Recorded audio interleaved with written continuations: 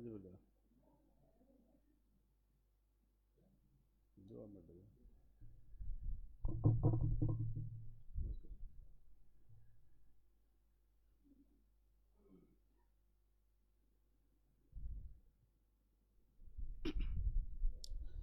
நம்ம கொடுக்க ஆரம்பிக்கலாம்.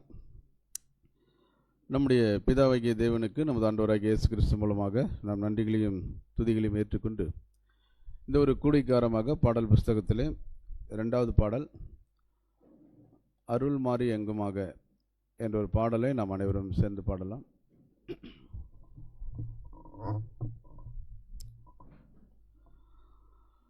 அருள் மாறி எங்குமாக பெய்ய அடியேனையும் கர்த்தரின் நேசமாக சந்தித்தாசீர்வதியும்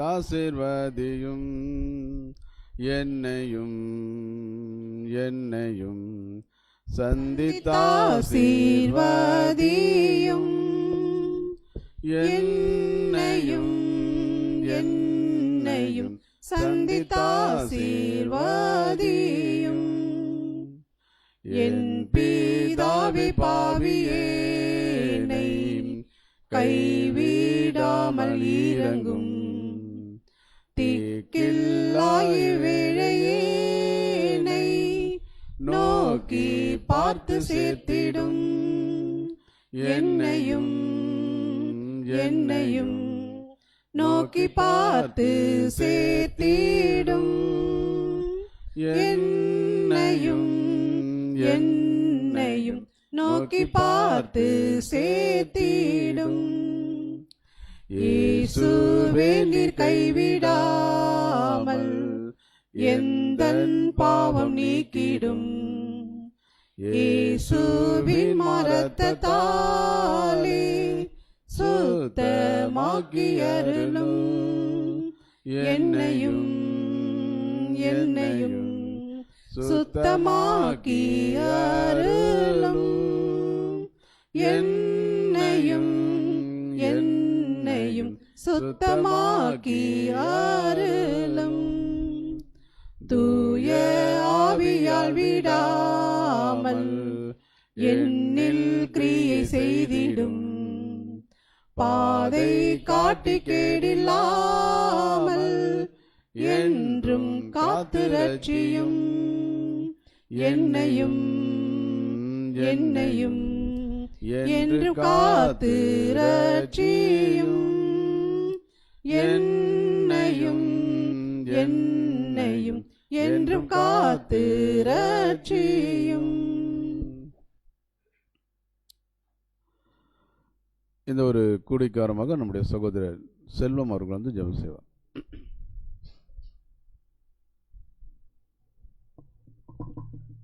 ஜெபிப்போம்.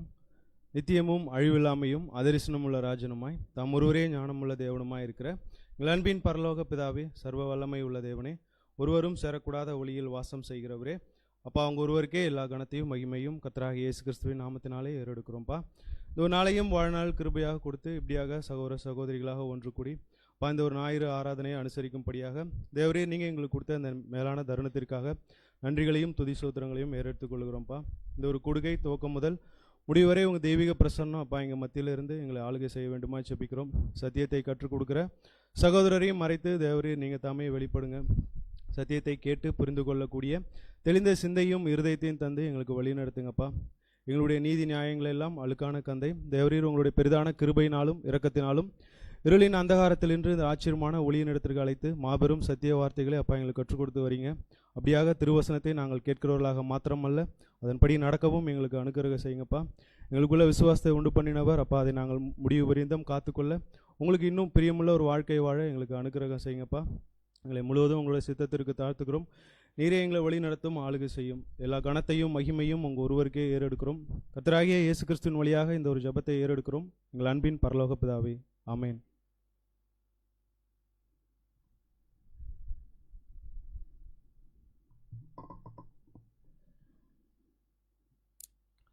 விசுவாச பிரமாணம் நம் அனைவரும் சேர்ந்து வாசிக்கலாம். தாம் ஒருவராய் சாவாமை உள்ளவரும் ஒருவரும் சேரக்கூடாத ஒளியில் வாசம் பண்ணுகிறவரும் ஆதி அந்தமில்லாத ஏக சக்கராதிபதியுமான ஏகவா என்னும் நாம் ஒன்றான மெய்தேவனை விசுவாசிக்கிறோம். அவருடைய ஒரே பேரான குமாரனும் நம்முடைய கர்த்தரும் இரட்சகருமான இயேசு கிறிஸ்துவையும் விசுவாசிக்கிறோம். இவர் அதரிசனமான தேவனுடைய தரிசனமும் சர்வ சிருஷ்டிக்கும் முந்தின பேருமானவர். தேவன் இவரை கொண்டும் இவரைக்கென்றும் உலகங்களெல்லாம் உண்டாக்கி இவரையே சர்வத்துக்கும் சுதந்திரவாளியாக நியமித்தார். எல்லாம் இவருக்குள் நிலையிருக்கிறது என்றும் விசுவாசிக்கிறோம். இவர் தேவகுமாரனாக இருந்தும் தேவனுக்கு சமமாயிருக்க எண்ணாமல் அக்கிரமணினால் ஜீவனை இழந்த மனுஷர் பேரில் மனதுருகி தம்மைத்தாமே மனிதன் எல்லாரையும் மீட்கும் பொருளாக தம்முடைய ஜீவனையை கொடுத்து தேவனுக்கும் மனுஷருக்கும் சமாதானத்தை உண்டு பண்ணினார் என்றும் விசுவாசிக்கிறோம். ஆதலால் தேவன் இவரை மரித்தொழுந்து எழுப்பி தம்மைப்போல் குமாரனும் ஜீவனுக்கு அருள் செய்து எல்லாவற்றிற்கும் மேலாக உயர்த்தி தம்முடைய வல்லமையின் வலது பார்சத்தில் வீட்டிற்க செய்தார் என்றும் விசுவாசிக்கிறோம். இவரே தேவனுக்கு மனுஷருக்கும் மத்தியஸ்தராகும் சபையாகிய சரீரத்துக்கு தலையாகவும் இருக்கிறார் என்றும் விசுவாசிக்கிறோம். இவர் பரலோகத்துக்கேறி தாம் வாக்குத்தத்தம் பண்ணின உன்னதத்தின் வரும் பலனாகிய பரிசுத்த ஆவியை விசுவாசனடைய சபைக்கு அருளி தேவ சத்தியத்தை அவர் வெளிப்படுத்தி பலியின் ஜீவியத்தில் அவர்களை நடத்தி வருகிறார் என்றும் விசுவாசிக்கிறோம். பிதா குறித்த காலத்தில் இவர் பலியின் மரணத்துக்குட்பட்டு முதலாம் உயிர்த்தலடையும் தம்முடைய சபையாகிய சகல பரிசுத்தவான்களோடும் பூமியை நீதியாய் நியாயம் தீர்த்து சகல துரிதனத்தையும் அதிகாரத்தையும் வல்லமையும் பரிகரித்து என்றும் அழியாத தம்முடைய நீதியுள்ள அரசாட்சியை ஸ்தாபித்தார் என்றும் விசுவாசிக்கிறோம். மரணமடைந்த மற்றவர்கள் கிறிஸ்துவின் அரசாட்சி காலத்தில் அவனவன் தன் வரிசையிலே உயிர்ப்பிக்கப்பட்டு அவர் தம்முடைய மரணத்தினால் சம்பாதித்த நித்திய ஜீவனுடைய வழிநடத்தப்பட்டு பூர்ணப்படுவார்கள். ஆனால் மனப்பூர்வமாய் சீர்திருந்தாதவர்கள் இரண்டாம் மரணத்தில் அழிக்கப்படுவார்கள் என்றும் விசுவாசிக்கிறோம்.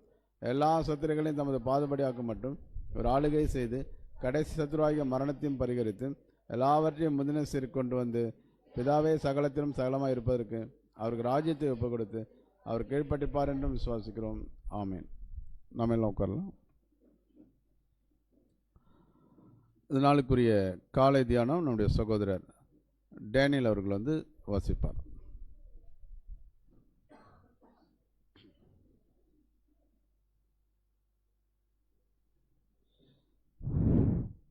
காலை தியானம் புதன்கிழமை 23ஆம் சங்கீதம். கர்த்தர் என் மேய்ப்பராய் இருக்கிறார், நான் தாழ்ச்சி அடையேன். அவர் என்னை புல்லுள்ள இடங்களில் மேய்த்து அமர்ந்த தண்ணீர்கள் அண்டையில் என்னை கொண்டு போய் விடுகிறார். அவர் என் ஆத்மாவை தேற்றி தம்முடைய நாமத்தின் நிமித்தம் என்னை நீதியின் பாதையில் நடத்துகிறார். நான் மரண இருளின் பள்ளத்தாக்கிலே நடந்தாலும் பொல்லாப்புக்கு பயப்படேன். தேவரீர் என்னோட கூட இருக்கிறீர். உமது கோலும் உமது தடியும் என்னை தேற்றும். என் சத்துருக்கு முன்பாக நீர் எனக்கு ஒரு பந்தியை ஆயத்தப்படுத்தி என் தலையை எண்ணெயால் அபிஷேகம் பண்ணுகிறீர். என் பாத்திரம் நிரம்பி வழிகிறது. என் ஜீவனுள்ள நாளெல்லாம் நன்மையும் கிருபையும் என்னை தொடரும். நான் கர்த்தருடைய வீட்டிலே நீடித்த நாட்களை நிலைத்திருப்பேன். ஆமென்.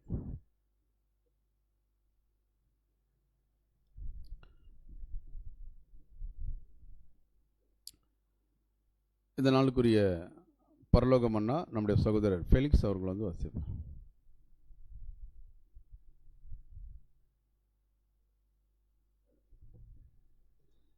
இன்றைய நாளுக்குரிய பரலோக மன்னா யாக்கோபு 4ஆம் அதிகாரம் 4ஆம் வசனம்.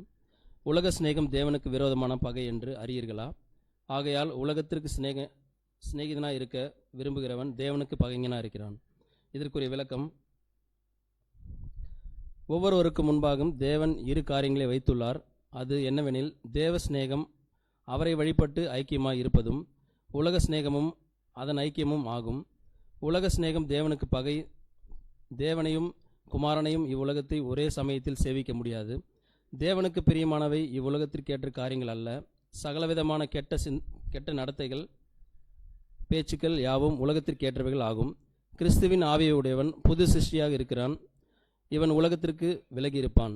இதற்குரிய ஆதார வசனங்கள் 1 யோவான் 2ஆம் அதிகாரம் 15-17 வரை. 1 யோவான் 2ஆம் அதிகாரம் 15ஆம் வசனம் முதல். உலகத்தில் உள்ளவைகளிலும் அன்பு கூறாதிருங்கள். ஒருவன் உலகத்தில் அன்பு கூர்ந்தால் அவனிடத்தில் பிதாவின் அன்பில்லை. ஏனெனில் மாம்சத்தின் இச்சையும் கண்களின் இச்சையும் ஜீவனத்தின் பெருமையும் ஆகிய உலகத்தில் உள்ளவைகள் எல்லாம் பிதாவினால் உண்டானவைகள் அல்ல, அவைகள் உலகத்தினால் உண்டானவைகள். உலகமும் அதன் இச்சையும் ஒழிந்து போம். தேவனுடைய சித்தத்தின்படி செய்கிறவனோ என்றென்றைக்கும் நிலைத்திருப்பான். யோவான் 15ஆம் அதிகாரம் 18-19. உலகம் உங்களை பகைத்தால் அது உங்களை பகைக்கிறதற்கு முன்னே என்னை பகைத்ததென்று அறியுங்கள். நீங்கள் உலகத்தாரா இருந்தால் உலகம் தன்னுடையதை சிநேகித்திருக்கும். நீங்கள் உலகத்தாரா இராதபடியினாலும் நான் உங்களை உலகத்திலிருந்து தெரிந்து கொண்டபடியினாலும் உலகம் உங்களை பகைக்கிறது. பிதாவாகிய தேவனுக்கு மகிமை உண்டாவதாக. ஆமென்.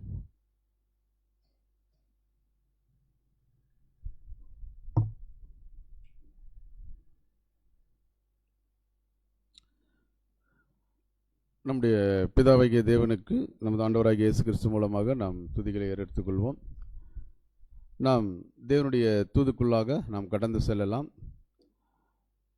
இந்த ஒரு பாடத்தினுடைய தலைப்புக்கு ஆதார வசனமாக 1 கொரிந்தியர் 15:41 நாம் வாசிக்கலாம்.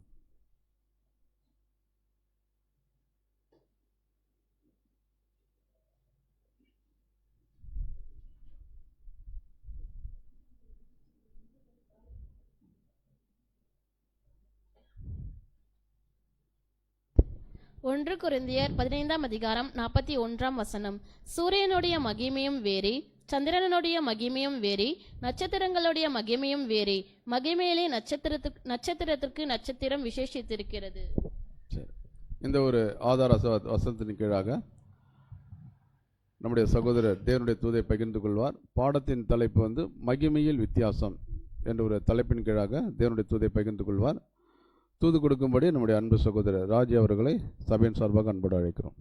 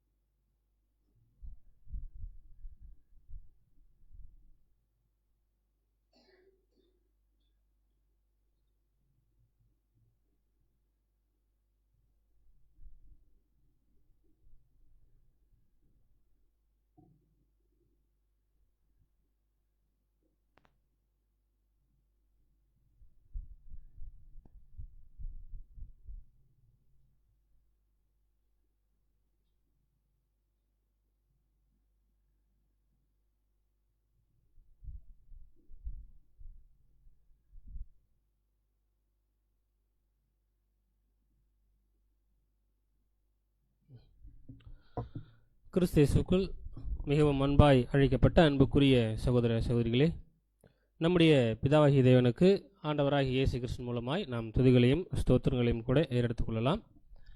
நம்முடைய அன்பு சகோதரர் சொன்னவனமாக நம்ம இன்றைக்கு பார்க்க போகிற ஒரு பாடத்தின் தலைப்பு மகிமையில் வித்தியாசம், டிஃபரன்ஸ் இன் க்ளோரி அப்படின்ற ஒரு பாடம்.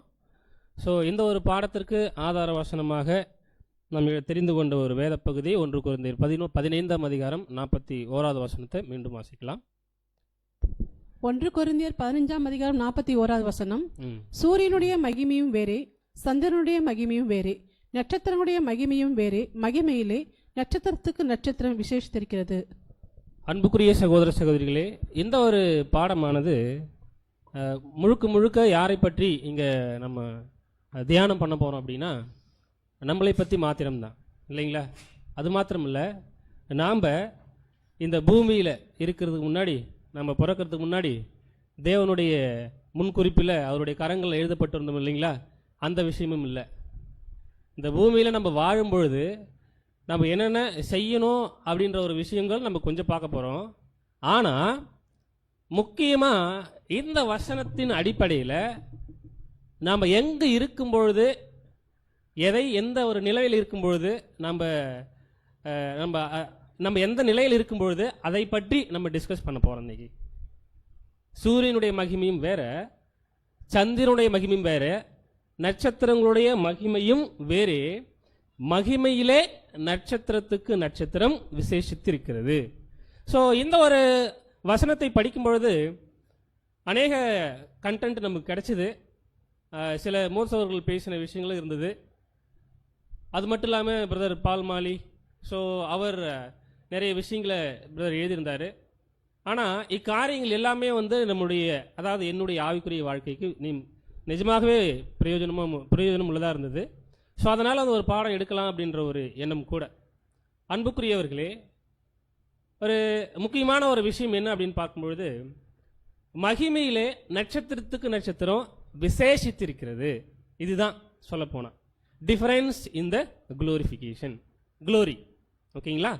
அப்படின்னா நம்ம எந்த நிலையில் இருக்கும் பொழுது இந்த வசனம் சொல்லுது, உயிர் தெழுந்து மகிமையில் போயிருப்போம் இல்லைங்களா?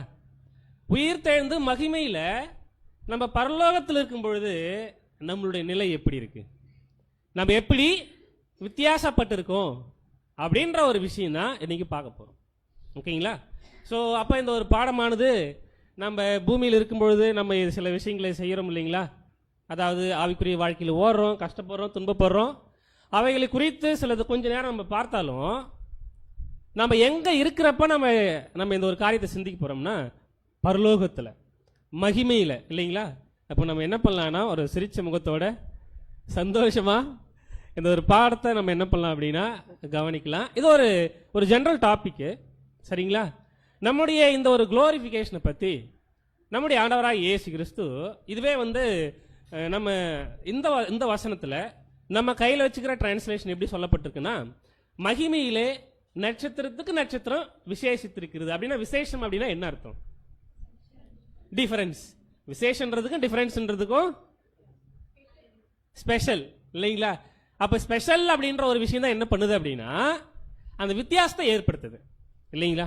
இதே நம்ம கேஜேபி வெர்ஷனில் படிக்கும் பொழுது இங்கே என்ன சொல்லப்பட்டிருக்குன்னா, so for one star different from another star in glory. ஒரு நட்சத்திரம் இன்னொரு நட்சத்திரத்துக்கு எப்படி இருக்குன்னா மகிமையில வித்தியாசப்பட்டிருக்கும் அப்படின்னு சொல்லிட்டு என்ன பண்ணப்பட்டிருக்கு அப்படின்னா இங்கிலீஷ் டிரான்ஸ்லேஷன் ரொம்ப தெளிவாக இங்கே சொல்லப்பட்டிருக்கு. அப்படின்னா அன்பான சகோதர சகோதரிகளே, நமக்கு தெரிஞ்ச விஷயங்கள் அநேகம் நம்ம பார்க்கலாம் இன்னைக்கு. மகிமையில் நட்சத்திரம் எப்படி வித்தியாசப்பட்டிருக்குமோ அதாவது நட்சத்திரங்கள் எப்படி வித்தியாசப்பட்டிருக்குமோ அந்த மாதிரி மகிமையில் நாம் வித்தியாசப்பட்டிருப்போம் அப்படின்றது தான் பவுல் எழுதியிருக்கிற ரொம்ப ஆழ்ந்த கருத்துள்ள வசனம் இல்லைங்களா? ஸோ இதை குறித்து கூட பரலோகத்துக்கு ஆண்டவராக இயேசு கிறிஸ்து என்ன பண்ணார் அப்படின்னா, நான் போயிட்டு வருவேன், ஆனால் நான் உங்களுக்கு போய் என்ன ரெடி பண்ண போகிறேன். வசனம் வாசிக்கலாம் பாருங்க.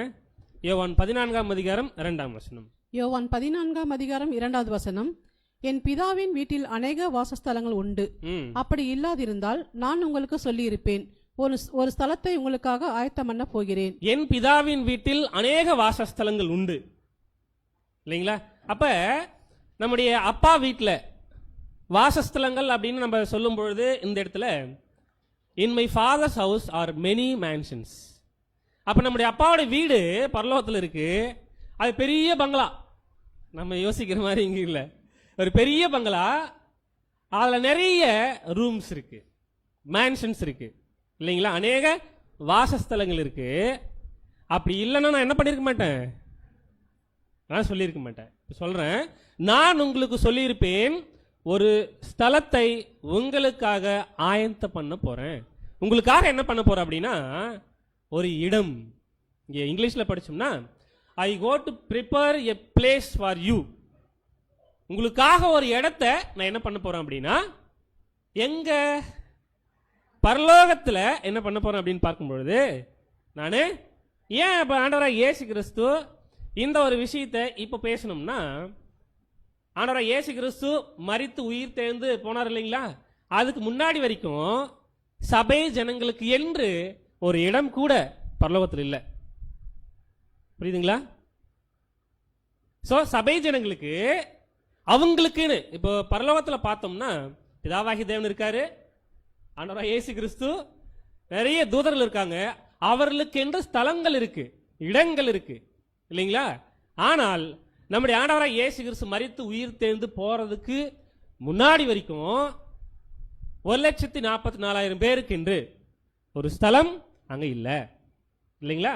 அதனாலதான் இயேசு கிறிஸ்து என்ன சொல்றாருன்னா, நான் போயிட்டு என்ன பண்றேன் அப்படின்னு பார்க்கும் பொழுது ஒரு ஸ்தலத்தை ஆயத்தம் பண்றேன் அப்படின்னு. நாம என்ன புரிஞ்சுக்கூடாது அப்படின்னா, ஏற்கனவே எல்லாம் ப்ரிப்பேர்டு, அதுக்காக லேக்கன் 44 ரெடியாகி போயிட்டு இருக்காங்கன்ற ஒரு விஷயம் இல்லை இல்லைங்களா?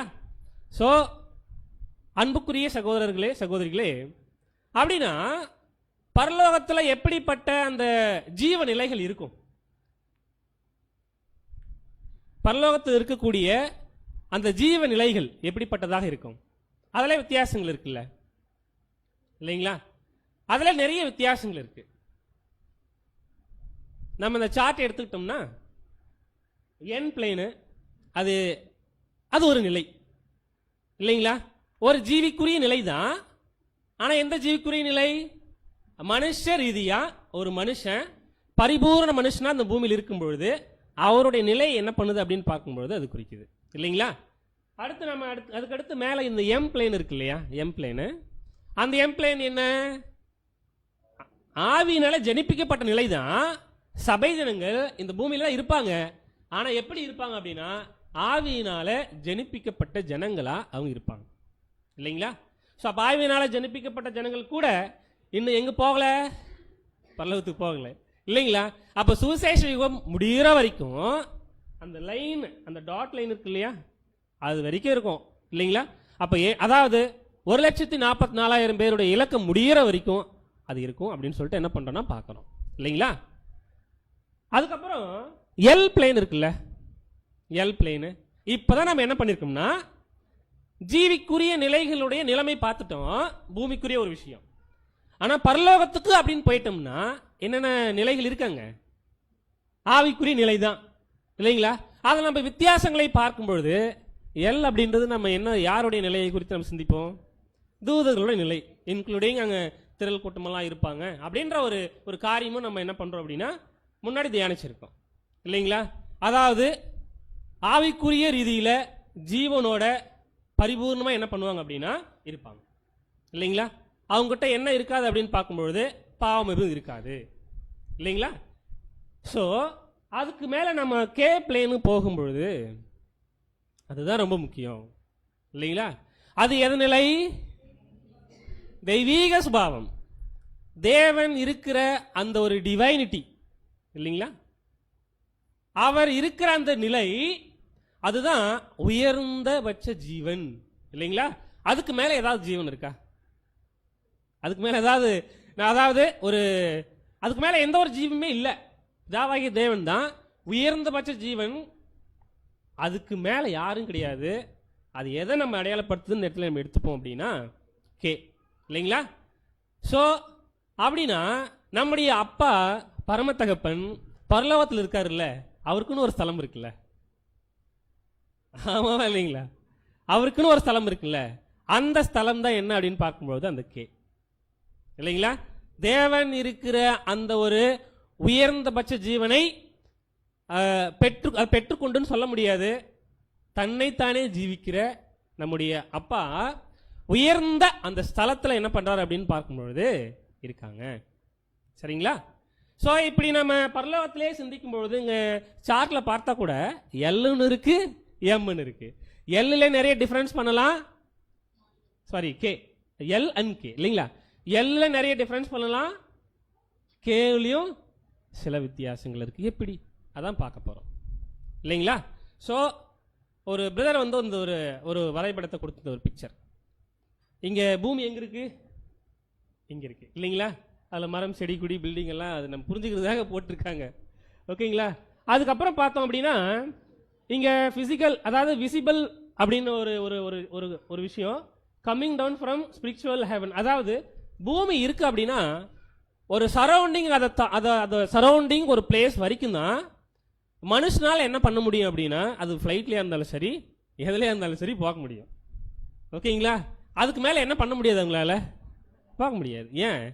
அவர்களுடைய ஞானம் அவ்வளவுதான், ஒரு குறுகிய ஒரு கொஞ்சம் ஞானம், இல்லைங்களா?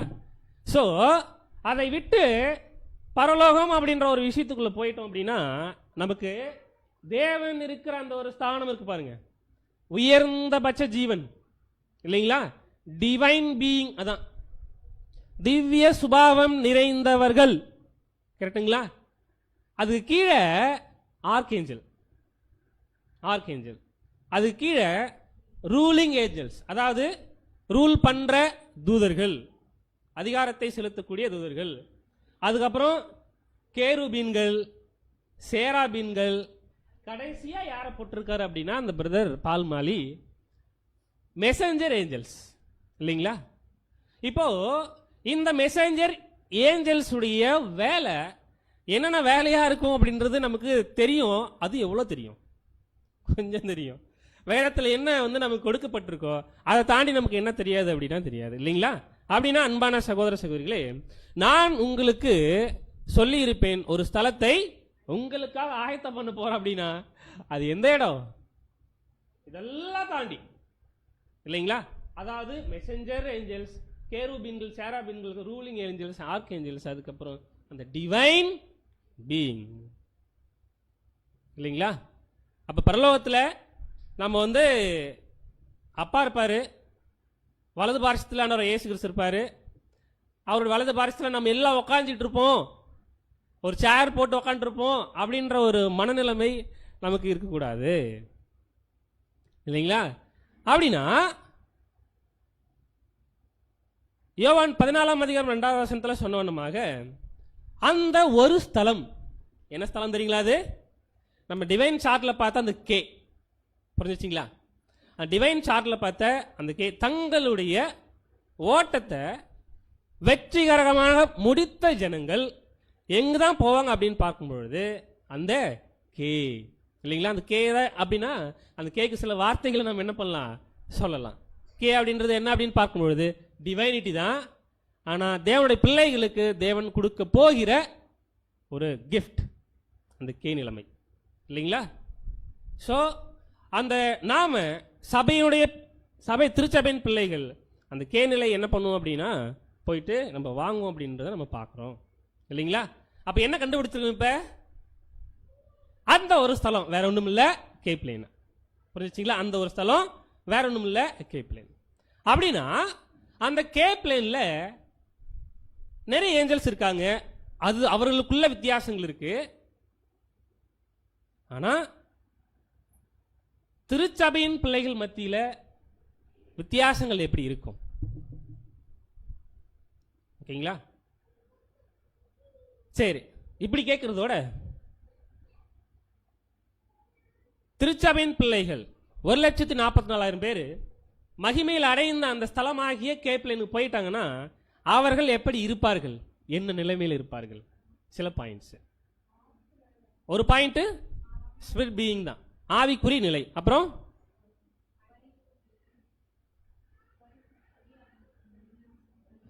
அழியாமை. அப்புறம் நமக்கு தெரியும், சொல்லுங்க.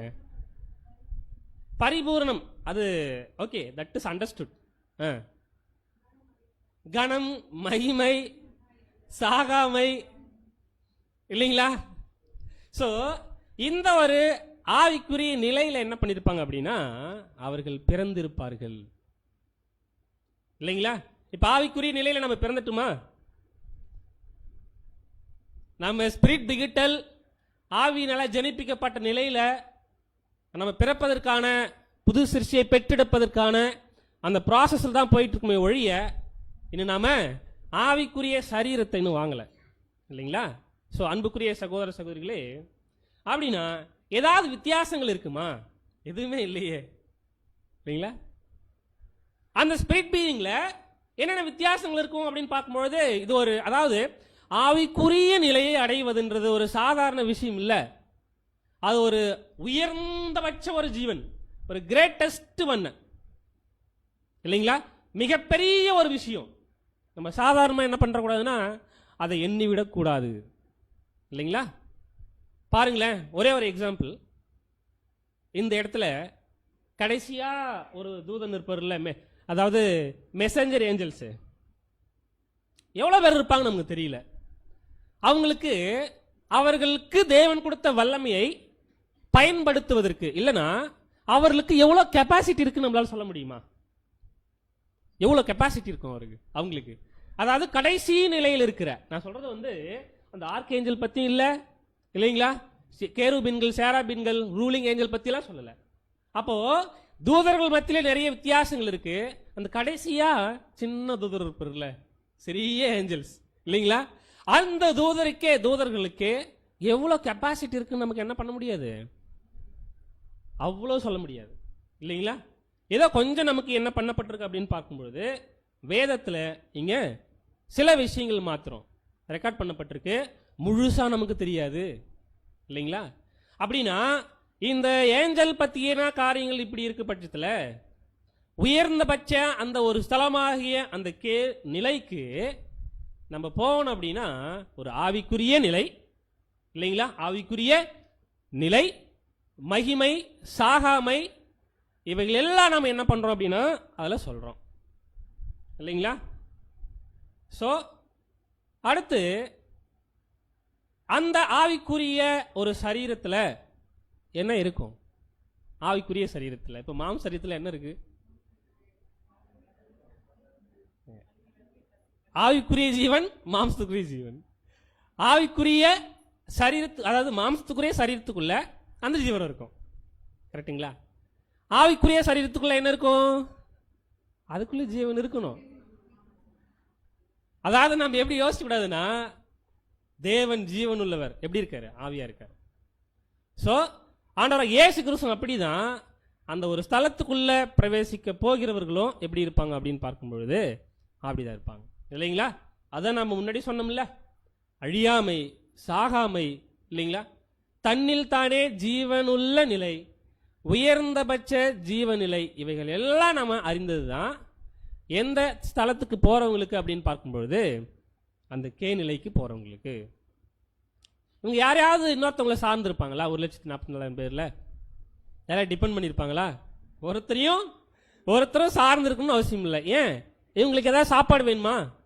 ஏன் சாப்பாடு வேணாம்? அவங்க தான் அழியாமைக்குள்ள போயிட்டாங்கல்ல. மற்ற தூதர்களுக்கு என்ன வேணும்? சாப்பாடு வேணும். தேவன் தான் அதெல்லாம் கொடுத்துட்டு இருக்காங்க இல்லைங்களா. இவர்கள் எப்படி இருப்பாங்கன்னா, அந்த ஒரு ஸ்தலத்துக்குள்ள போன ஜனங்கள் ஜீவ ஊற்றா இல்லைங்களா. நீங்க பார்க்கறத பார்த்தா அதுக்கு நமக்கும் நாம தான் ஜீவனை கொடுக்கக்கூடிய ஜனங்களா கிறிஸ்து இயேசு தான் அந்த வேலையை செய்வாரு. இந்த வேலையில நம்ம என்ன செய்ய போறோம் அப்படின்னா பங்கு கொள்ள போறோம் இல்லைங்களா. அது மாத்திரமில்ல, ஆசாரியர்களாகவும் ராஜாக்களாகவும் நம்ம என்ன பண்ணுவோம் அப்படின்னா அங்க இருப்போம். விசேஷத்த வண்ணமா ராஜாக்களாக அதிகாரம் பெற்ற ஜனங்களாக என்ன பண்ணுவோம் அப்படின்னா, ஜனங்கள் அப்படின்னு சொல்றதோட ஆவிக்குரிய ஜீவிகளாக என்ன பண்ணுவோம்? நாம் இருப்போம். அது மட்டும் இல்லை, முழு மனு குலத்தையும் மேம்படுத்துவதற்கான அந்த ஒரு ஸ்தானத்தில் உட்காந்துட்டு நாம் இருப்போம் இல்லைங்களா. தேவனுடைய தெய்வீக சுபாவத்தை நம்ம என்ன பண்ணியிருப்போம்? அடைஞ்சிருப்போம். இதெல்லாம் 1,44,000 பேருக்கு ஏதாவது வித்தியாசம் இருக்குமா? இப்போ பார்த்தோம்ல சில பாயிண்ட்ஸ், எதுவுமே வித்தியாசம் இருக்காது இல்லைங்களா. அழியாமை, சாகாமை, அதுக்கப்புறம் ஜீவ ஊற்று, ராஜாவா இருக்கிறது, ஆசாரியரா இருக்கிறது, தேவனுடைய சுபாவத்தில் இருக்கிறது, இவைகளில எந்த வித்தியாசமும் இல்லை. கரெக்டுங்களா? எந்த வித்தியாசமும் இல்லை. ஆனா எப்படி வித்தியாசம் அப்படின்னு பவுல் எழுதியிருக்காரு இல்லைங்களா. ஸோ சில அந்த பாயிண்ட்ஸை கன்சாலிடேட் பண்ணி நான் போட்டிருக்கேன். ஸோ இப்படிப்பட்டதான மிகப்பெரிய ஒரு விசேஷித்தமான ஒரு மாபெரும் உச்சகட்ட நிலையில் இருக்கிற நிலைக்கு போகக்கூடிய திருச்சபையின் பிள்ளைகளுக்குள்ள கண்டிப்பா இப்ப பார்த்த இந்த பாயிண்ட்ஸின் அடிப்படையில் எந்த வித்தியாசமும் இருக்காது. யாரும் ஆவிக்குரிய நிலைமையில் இல்லாமல் வேற நிலைமையில் இருக்க மாட்டாங்க. யாரும் யாரை டிபெண்ட் பண்ணியிருக்க மாட்டாங்க.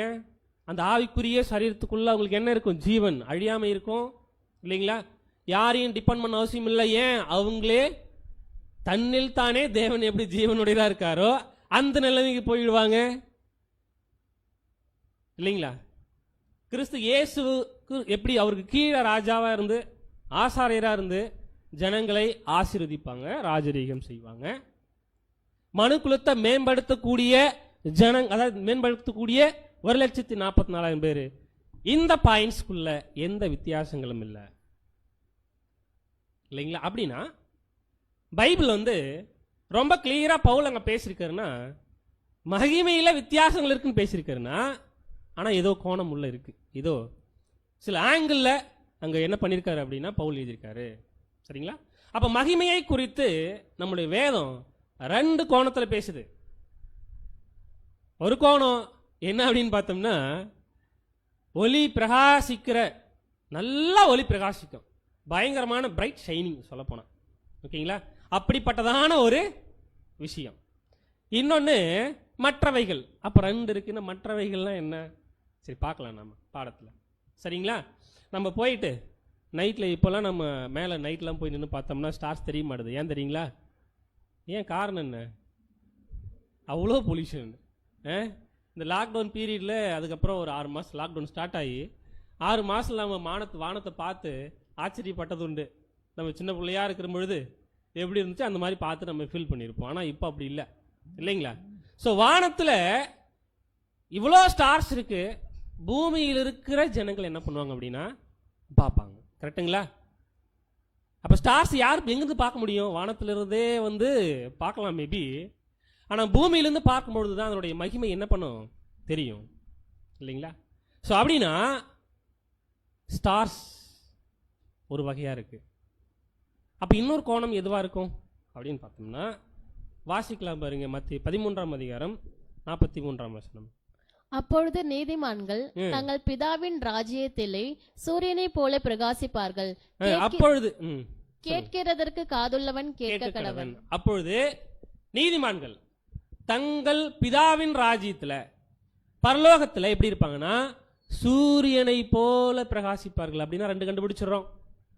ஒன்னு ஸ்டார் மாதிரி, இன்னொன்னு சூரியன் மாதிரி. அப்ப அந்த 1,44,000 பேரு, அந்த 1,44,000 பேர் எந்த கோணத்துல பார்க்கலாம்னா அப்ப சூரியன் மாதிரி நம்ம பார்க்கலாம். அதுக்கடுத்து ஸ்டார்ஸ் நட்சத்திரங்கள் மாதிரி நம்ம என்ன பண்ண போறோம்னா பார்க்கலாம். சரிங்களா? ஸோ அப்ப நாம தேவனுடைய ராஜ்யத்துல சூரியனை போல நம்ம என்ன பண்ணுவோம் அப்படின்னா பிரகாசிப்போம். அப்ப சூரியன் வந்து எப்போ வரும்? சூரியனே இப்ப இல்ல வச்சுக்கோங்களேன், தேவன் படிக்கல, எப்படி இருக்கு இந்த கோள்கள்லாம்? வெளிச்சம் இருக்குமா? வெளிச்சமே இருக்காது, இருட்டு மட்டும்தான் இருக்கும், இல்லைங்களா? ஏதோ கொஞ்சம் ஸ்டார்ஸ்ல இருந்து வர வெளிச்சம் என்ன மேபி இருக்கலாம். இப்பேற்பட்ட ஒரு முக்கியமான ஒரு விஷயம், இந்த ஒரு சூரியன் பகல்ல நின்று பார்த்தோம்னா வானத்துல எது மாத்திரம் நமக்கு தெரியும்? சூரியன் மட்டும்தான் தெரியும். அதை நம்ம கண்ணால் பார்க்க முடியாது. மற்ற நட்சத்திரங்கள் வேற எந்த காரியமும் நமக்கு என்ன ஆகாது அப்படின்னு பார்க்கும்பொழுது அது தெரியாது, இல்லைங்களா? அப்ப சூரியனை போல பிரகாசிப்பார்கள் அப்படின்றதுனா என்ன அர்த்தம்னா ஆவிக்குரிய ஜீவி இருப்பாங்க, அந்த கே பிளேன்ல இருப்பாங்க, இல்லைங்களா? எந்த வித்தியாசமும் அவங்க கிட்ட என்ன ஆகாதுன்னா இருக்காது. ராஜாவா இருப்பாங்க, ஆசாரிகளா இருப்பாங்க. இப்ப பார்த்தோம்ல ஒரு ஒரு 6-7 பாயிண்ட்ஸ், இல்லைங்களா? இவைகளில எந்த வித்தியாசமும் அவருக்குள்ள இருக்காது. அதுதான் சூரியன், இல்லைங்களா? அப்ப சூரியனை போல பிரகாசிக்கிறது என்னன்னா, இந்த பூமியிலிருந்து சூரியனை நம்ம பார்க்கும்பொழுது அது எப்படி மகிமையா தெரியுதோ அந்த மகிமை போல என்ன பண்ணுவாங்கன்னா 1,44,000 பேரும் என்ன பண்ணுவாங்க அப்படின்னு பார்க்கும்பொழுது அவர்கள் பிரகாசிப்பார்கள், இல்லைங்களா? சூரியனை போல. இதான் வந்து பிரதர் ரசல் அவர்கள் கொடுக்கும்பொழுது ரீப்ரிண்ட் நம்பர் 5135ல Jesus is the true great centre of the sun of righteousness. அப்ப ஆண்டவராக இயேசு கிறிஸ்து நீதியின் சூரியனா இருக்காரு, அதுவும் அதுக்கு மையமா அவர் இருக்காரு, இல்லைங்களா? கூட யார் இருக்கிறது அப்படின்னு பார்த்தோம்னா and the bride will be with him in the morning, இல்லைங்களா? shining forth his glory. அப்ப அவரோடு கூட 1,44,000 பேரும் என்ன பண்றாங்க அப்படின்னு பார்க்கும்பொழுது பிரகாசிக்கிற ஜனங்களா என்ன பண்றாங்க அப்படின்னா இருக்காங்க. அன்பான சகோதர சகோதரிகளே, சரிங்களா? அப்ப சூரியன் போல நட்சத்திரங்கள்ல வித்தியாசம் இருக்கு. அப்ப சூரியன் போல பிரகாசிக்கிறது ஒண்ணு, நட்சத்திரங்களை போல வித்தியாசம் இருக்கு. 2 கோணம் கண்டுபிடிச்சிட்டோம், கரெக்டுங்களா? அப்ப சூரியனை போல அப்படின்றது என்ன அப்படின்னு பார்க்கும்பொழுது அவங்க எப்படி இருப்பாங்க? ஆவிக்குரிய ஜீவில இருக்காங்க, தண்ணில் தானே ஜீவனுடையரா இருக்காங்க, அப்புறம் அழியாமையில் இருக்காங்க, யாரையும் டிபெண்ட் பண்ண அவசியம் இல்லை, இல்லைங்களா? ஜீவன் நீரூற்று இப்படிப்பட்ட காரியங்கள்ல அவர்கள் யார் அப்படின்னு பார்த்தா சூரியனை போல பிரகாசிக்கிற ஜனங்கள். ஒரு பாயிண்ட் நம்ம என்ன பண்ணிட்டோம்? கண்டுபிடிச்சிட்டோம், சரிங்களா? இன்னொன்னு இப்பதான் நம்ம பாடத்துக்குள்ள வரோம். இது என்ன அப்படின்னு பார்க்கும்பொழுது நட்சத்திரங்களுக்கு நட்சத்திரம் வேறுபட்டு இருக்கிற ஒரு விஷயம். வாசிக்கலாம் பாருங்க. தானியேல் 12ஆம் அதிகாரம் 3ஆம் வசனம். தானியேல் 12ஆம் அதிகாரம் 3வது வசனம். ஞானவான்கள் ஆகாய மண்டலத்தின் ஒளியைப் போலவும், ஞானவான்கள் ஆகாய மண்டலத்தின் ஒளியைப் போலவும், அநேகரை நீதிக்குட்படுத்துகிறவர்கள் நட்சத்திரங்களைப் போலவும் என்றென்றைக்கும் உள்ள சதா காலங்களும் பிரகாசிப்பார்கள். அநேகரை நீதிக்கு உட்படுத்துகிறவர்கள் நட்சத்திரங்களைப் போல என்றென்றைக்கும் உள்ள சதா காலங்களில் எப்படி இருப்பாங்கன்னா பிரகாசிப்பாங்க. சரிங்களா? அப்போ நட்சத்திரங்களை நம்ம பார்க்கும் பொழுது அது எப்படிப்பட்டதா இருக்கும் அப்படின்னா, ஒரே ப்ராப்பர்ட்டிஸ் நிறைந்த, ஒரே குணங்கள் நிறைந்த நட்சத்திரம் பார்க்க முடியாது இல்லைங்களா? நட்சத்திரங்கள்ல நட்சத்திரம் வித்தியாசப்பட்டு, இதுதான் தேவன் ரொம்ப அழகா என்ன பண்ணார் அப்படின்னா, ஆபிரகாமுக்கு கொடுக்க அந்த வாக்குத்தத்தத்துல அந்த மகிமையுடைய நிலையை குறித்து ரொம்ப அழகா பேசியிருக்கார். நம்ம வாசிக்கலாம், தெரிஞ்ச வசனம். ஆதியாகமம் 22:17 நான் உன்னை ஆசீர்வதிக்கவே ஆசீர்வதித்து உன் சந்ததியை வானத்தின் நட்சத்திரங்களைப் போலவும். அந்த மகிமை இல்லைங்களா, அந்த மகிமை நட்சத்திரங்களுக்கு முன்னாடி என்ன பண்ணிட்டார் அப்படின்னா ஒப்பிட்டு பேசிட்டார் நம்முடைய அப்பா இல்லைங்களா. உன்னுடைய சந்ததியை வானத்து நட்சத்திரங்களைப் போலவும். அதான் நம்ம என்ன பண்றோம், பரலோகத்துக்குரிய வாய்ப்புன்னு நம்ம படிக்கிறோம். ஆனாலும் அது இந்த 1,44,000 பேர் பெறக்கூடிய அந்த ஒரு மகிமையை குறித்த அந்த ஒரு விஷயம் இல்லைங்களா. நம்ம பூமியிலிருந்து பார்க்கலாம் ஸ்டார்ஸ் எப்படி இருக்கும், அது சில அதை பற்றி கொஞ்சம் படிக்கலாம். நிறைய ஸ்டார்ஸ் இருக்கா இல்லை கொஞ்சம் ஸ்டார்ஸ் இருக்கா? நிறைய ஸ்டார்ஸ், கரெக்டுங்களா.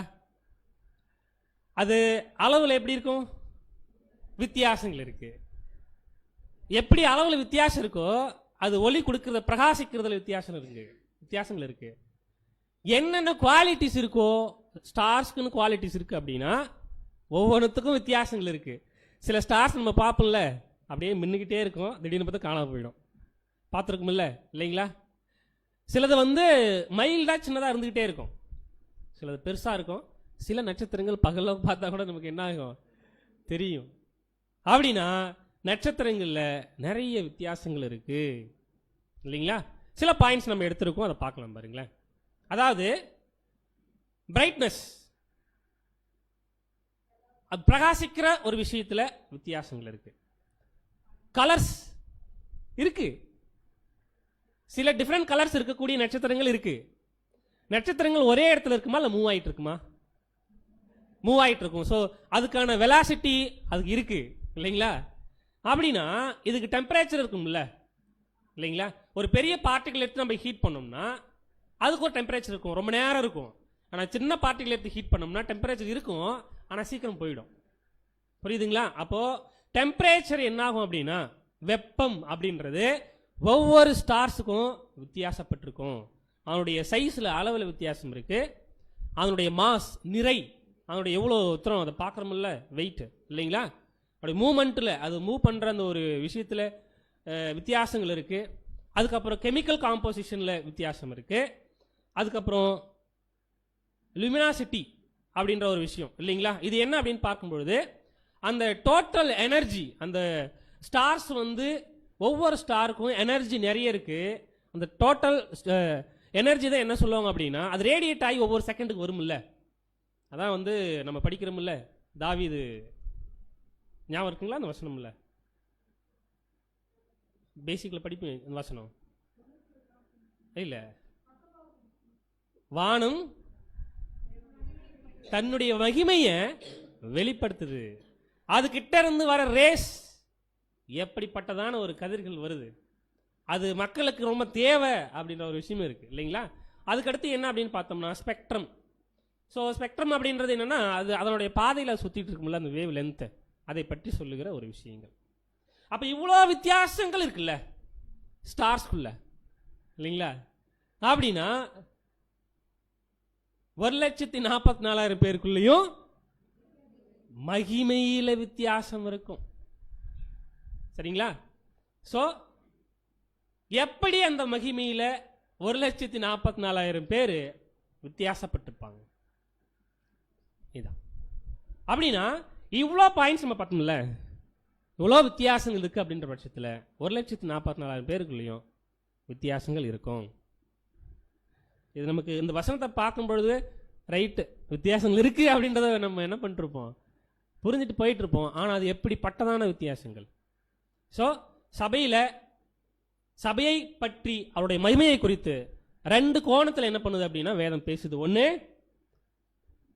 ஒன்று சூரியன், இன்னொன்று சந்திரன். கரெக்டுங்களா? நட்சத்திரம் இல்லைங்களா? அப்போ சூரியன் அப்படின்றது என்ன? ஒரே மாதிரியான ஒரு விஷயம், அதில் எந்த ஒரு சேஞ்சஸ் இருக்காது. என்னென்ன பாயிண்ட்ஸ் பார்த்தோம், கொஞ்சம் ரிப்பீட் பண்ணுங்க பார்ப்போம். தண்ணில் தானே ஜீவன் இருக்கிறது, ஜீவன் நீரூற்று இல்லைங்களா? எதையும் சார்ந்திருக்க மாட்டாங்க, ஜீவ ஊற்றா இருப்பாங்க, ஆவிக்குரிய சரீரம் இல்லைங்களா? இப்படிப்பட்ட விஷயங்கள்ல எந்த ஒரு சேஞ்சஸும் இல்லை. அதான் சூரியன் இல்லைங்களா? அப்ப நட்சத்திரம் அப்படின்றது அதுக்குள்ள அந்த மகிமையில வித்தியாசங்கள் இருக்கு. அப்படின்னா எப்படி? அந்த மகிமையின் அளவுல வித்தியாசம் இருக்கும் இல்லைங்களா? கண்டுபிடிச்சிட்டோம். ஒரே ஒரு பாயிண்ட் கொஞ்சம் நம்ம கிட்ட வந்திருக்கோம். அந்த மகிமையின் அளவில் டிகிரி அப்படின்னு பிரதர் ரசூல் அவர்கள் நிறைய இடத்துல என்ன பண்ணிருப்பாருன்னா அந்த ஒரு வார்த்தை பயன்படுத்தியிருப்பார். ஓகேங்களா? மகிமையினுடைய அளவில் வித்தியாசம் இருக்கும். இப்போ வாசிக்கலாம் பாருங்களேன். 1 கொரிந்தியர் 15ஆம் அதிகாரம் 41ஆம் வசனம். 1 கொரிந்தியர் 15ஆம் அதிகாரம் 41வது வசனம். சூரியனுடைய மகிமையும் வேறே, சந்திரனுடைய மகிமையும் வேறே, நட்சத்திரனுடைய மகிமையும் வேறே. மகிமையிலே நட்சத்திரத்துக்கு நட்சத்திரம் விசேஷித்திருக்கிறது. மகிமையிலே நட்சத்திரத்துக்கு நட்சத்திரம் எப்படி இருக்குன்னா விசேஷித்திருக்கிறது. Different from another star in glory இல்லைங்களா? ஒவ்வொரு நட்சத்திரமும் வித்தியாசப்பட்டிருக்கு. அப்படின்னா 1,44,000 பேர் மகிமை, அந்த மகிமையில வித்தியாசங்கள் இருக்கு. இதுக்குதான் ஒரு ஓமை ஆண்டவராக இயேசு கிறிஸ்து பேசினார். ஞாபகம் இருக்குங்களா? இப்ப நம்மளை குறித்து பார்த்துட்டு இருக்கோம். அது எங்க தெரியுமா? பரலோகத்தில் இருக்கும் பொழுது. கரெக்டுங்களா? எப்படி நம்ம இருப்போம் அப்படின்ற ஒரு விஷயம் தான். அதனால சிரித்த முகத்தோடு என்ன பண்ணலாம்னா பதில் சொல்லுங்க. சொல்ற தாளந்து ஓமை. கரெக்டுங்களா? வேற என்ன ஓமை? தாளந்து அது பூமியில் இருக்கும் பொழுது நம்ம படிக்கிறோம். ஒவ்வொருத்தருக்கும் ஒவ்வொரு விதமான தாளந்து. அப்படின்னா அது அவர்களுக்கு இருக்க வேண்டிய தாளந்தை பயன்படுத்துறாங்க. ரைட். வேற லூக்கா எழுதின சுவிசேஷத்தில் 19ஆம் அதிகாரத்தில் 15 வசனங்களை வாசிக்கும் பொழுது அவன் ராஜ்யத்தை பெற்றுக்கொண்டு திரும்பி வந்து தன்னிடத்தில் திரவியம் வாங்கியிருந்த அந்த ஊழியக்காரன், ஞாபகம் இருக்குங்களா அந்த ஓமை? ஊழியக்காரரில் அவனவன் வியாபாரம் பண்ணி சம்பாதித்து இவ்வளவென்று அறியும்படி அவள் தன்னிடத்தில் வர சொல்லி, அப்பொழுது முந்தினவன் வந்து, ஆண்டவனே உம்முடைய ராத்தலில் 10 ராத்தல் ஆதாயம் கிடைத்தது என்றான். சூப்பர் இல்லைங்களா? அந்த 10 ராத்தல் ஆதாயம் கிடைச்சது அப்படின்னு சொன்ன உடனே என்ன ஆயிடுச்சு? சூப்பர்ப்பா, நீ என்ன பண்ணியிருக்க? நல்ல உண்மையான உத்தமமான ஊழியக்காரன், நீ கொஞ்சத்தில் உண்மையாக இருந்த, 10 ராத்தல் வச்சுட்டு என்ன பண்ணியிருக்க? ஆன் பண்ணியிருக்கல. அதனால 10 பட்டணங்களுக்கு எப்படி இரு? அதிகாரியாயிரு இல்லைங்களா? அடுத்து பாருங்களேன், 5 ராத்தல் பெற்றவர் வந்து மறுபடியும் என்ன சொல்றாரு அப்படின்னா, என்ன பண்ணியிருக்கேன்? 5 ராத்தல் எனக்கு கிடைச்சிருக்கு. அப்ப என்ன பண்றாங்க? நீ 5 பட்டணத்துக்கு அதிகாரியாரு. இங்கே என்ன பண்ணிட்டான்னு ஆனார் இயேசு கிறிஸ்து. எவ்வளவு அழகான அந்த அதிகாரத்துக்கு ஒரு காரியத்துக்குள்ள அது என்ன சொல்ல போனோம்னா, அந்த மகிமைக்குள்ள ஒரு வித்தியாசங்கள் இருக்கு அப்படின்ற ஒரு விஷயத்தை இயேசு கிறிஸ்து பேசிட்டார். நம்ம படிச்சிருக்கோம் இல்லைங்களா? புதிய ஜெருசலேம், ஆவிக்கேற்ற ஒரு மாளிகை, கற்கள், கற்கள்ல வித்தியாசங்கள். சாலமோன் கட்டல் ஆலயம் எப்படிப்பட்ட ஆலயம்? அது சில நாட்களுக்கு முன்னாடி நம்ம பார்த்த ஒரு பாடம் கூட இருக்கு இல்லைங்களா? சாலமோன் கட்டின ஆலயம் கற்கள் வச்சு கட்டப்பட்டது இல்லைங்களா? அப்ப கற்கள் வச்சு கட்டப்படும் பொழுது ஒவ்வொரு கல்லும் ஒரே சைஸ்ல கிடையாது, ஒவ்வொன்றும் வித்தியாசமான சைஸ்ல. வேற இடத்துல அதை வந்து சரி பண்ணி எடுத்து வந்து என்ன பண்ணாங்கன்னா வைத்து கட்டின ஒரு ஆலயம். அப்ப கற்கள்ல வித்தியாசங்கள் இருக்கு இல்லைங்களா? அப்போ இந்த விதமான வித்தியாசங்கள் இருக்கு. நம்ம இப்படியே ஒரு சில விஷயங்களை பார்க்கும் பொழுதும் அப்படின்னா இந்த ஒரு காரியத்தை நம்ம என்ன செய்யணும்? இது நம்மளால கொஞ்சம் கிரகிக்கிறதுக்கே அப்படின்னு சொல்றதோடு கூட இது ஏத்துக்கிறதுக்கே ஐயோ அப்படியா இல்லைங்களா? அப்ப அந்த வித்தியாசம் நம்ம என்ன செய்யணும்? ஏத்துக்கணும். ஒருவேளை இந்த மாதிரியான வித்தியாசங்கள் பரலோகத்தில் உங்களுக்கு அந்த மாதிரிலாம் எதுவும் கிடையாது, எல்லாம் ஒரே மாதிரி தான் இருப்பீங்க அப்படின்னே சொல்லாம தேவன் நம்ம பரலோகத்துக்கு போனப்போ சொல்லியிருந்தாருன்னா என்ன ஆயிருக்கும்? பரலோகத்துக்கு போயிட்டு சொல்லியிருப்பாருன்னா சொன்னார்னா என்ன ஆயிருக்கும்? அது இதை நீங்க முன்னாடியே சொல்லியிருக்கலாம் இல்ல? நாங்கள் எல்லாம் எப்படி இருந்தோம்? இங்க எல்லாரும் தான் கஷ்டப்பட்டோம், எல்லாருக்கும் ஒரே நிலைமை என்ன பண்ண வேண்டியதுன்னு நீங்கள் கொடுக்க வேண்டியது தானே.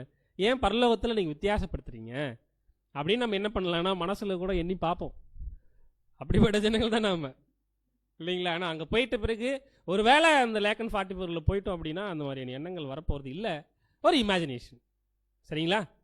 ஸோ இந்த வித்தியாசங்களை நம்ம ஏற்றுக்கொள்ளணும். ஏன்னா இந்த பக்குவமானது, இந்த விஷயத்தை ஏற்றுக்கொள்ளக்கூடிய பக்குவமானது நம்ம இந்த பூமியில வாழ்றப்பயே அது இருக்கணும். அப்பதான் எங்க இருக்கும்? அங்கே இருக்கும், இல்லைங்களா? பாருங்களேன், அதாவது சர்ச் ஆஃப் கிரைஸ்ட் இல்லைன்னா பாடி ஆஃப் கிரைஸ்ட் சொல்லும்ல, நம்ம தலை ஆண்டவராகிய இயேசு கிறிஸ்து, சரீரங்கள் எப்படி இருக்கு? ஒவ்வொன்றும் வித்தியாசமா இருக்கு. கை இருக்கு, கால்கள் இருக்கு, விரல்கள் இருக்கு, கண்கள் இருக்கு, இல்லைங்களா? வாய் இருக்கு, காதுகள் இருக்கு, பாதம் இருக்கு. இந்த ஒரு சரீரத்தை தாங்கக்கூடியது என்ன தெரியுங்களா?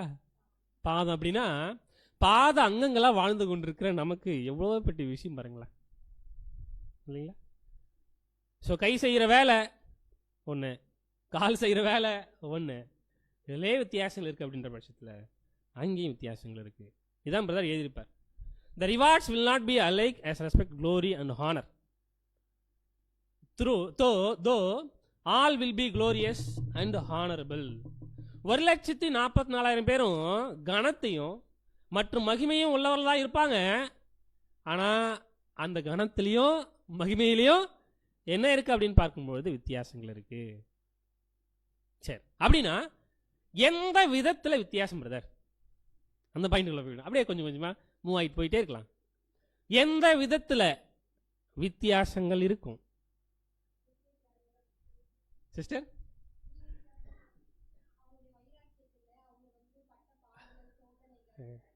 இப்படி சீக்கிரமா நீங்க சொல்லிட்டீங்கன்னா கிரியை, வெரி குட். கேரக்டர் டெவலப்மெண்ட், ரொம்ப நல்லா அழகா பதில் சொல்றீங்க. இது பிரதர் ரசல் அவர்கள் சொல்லும் பொழுது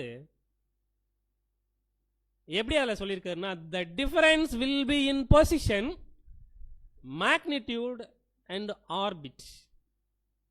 அப்போ வித்தியாசங்கள் தேவன் அவருக்கு வெளிப்படுத்தின ஒரு விஷயத்தில் அவர் எழுதியிருக்கிற காரியம் ரொம்ப அழகான ஒரு விஷயங்கள் தான் இது, இல்லைங்களா?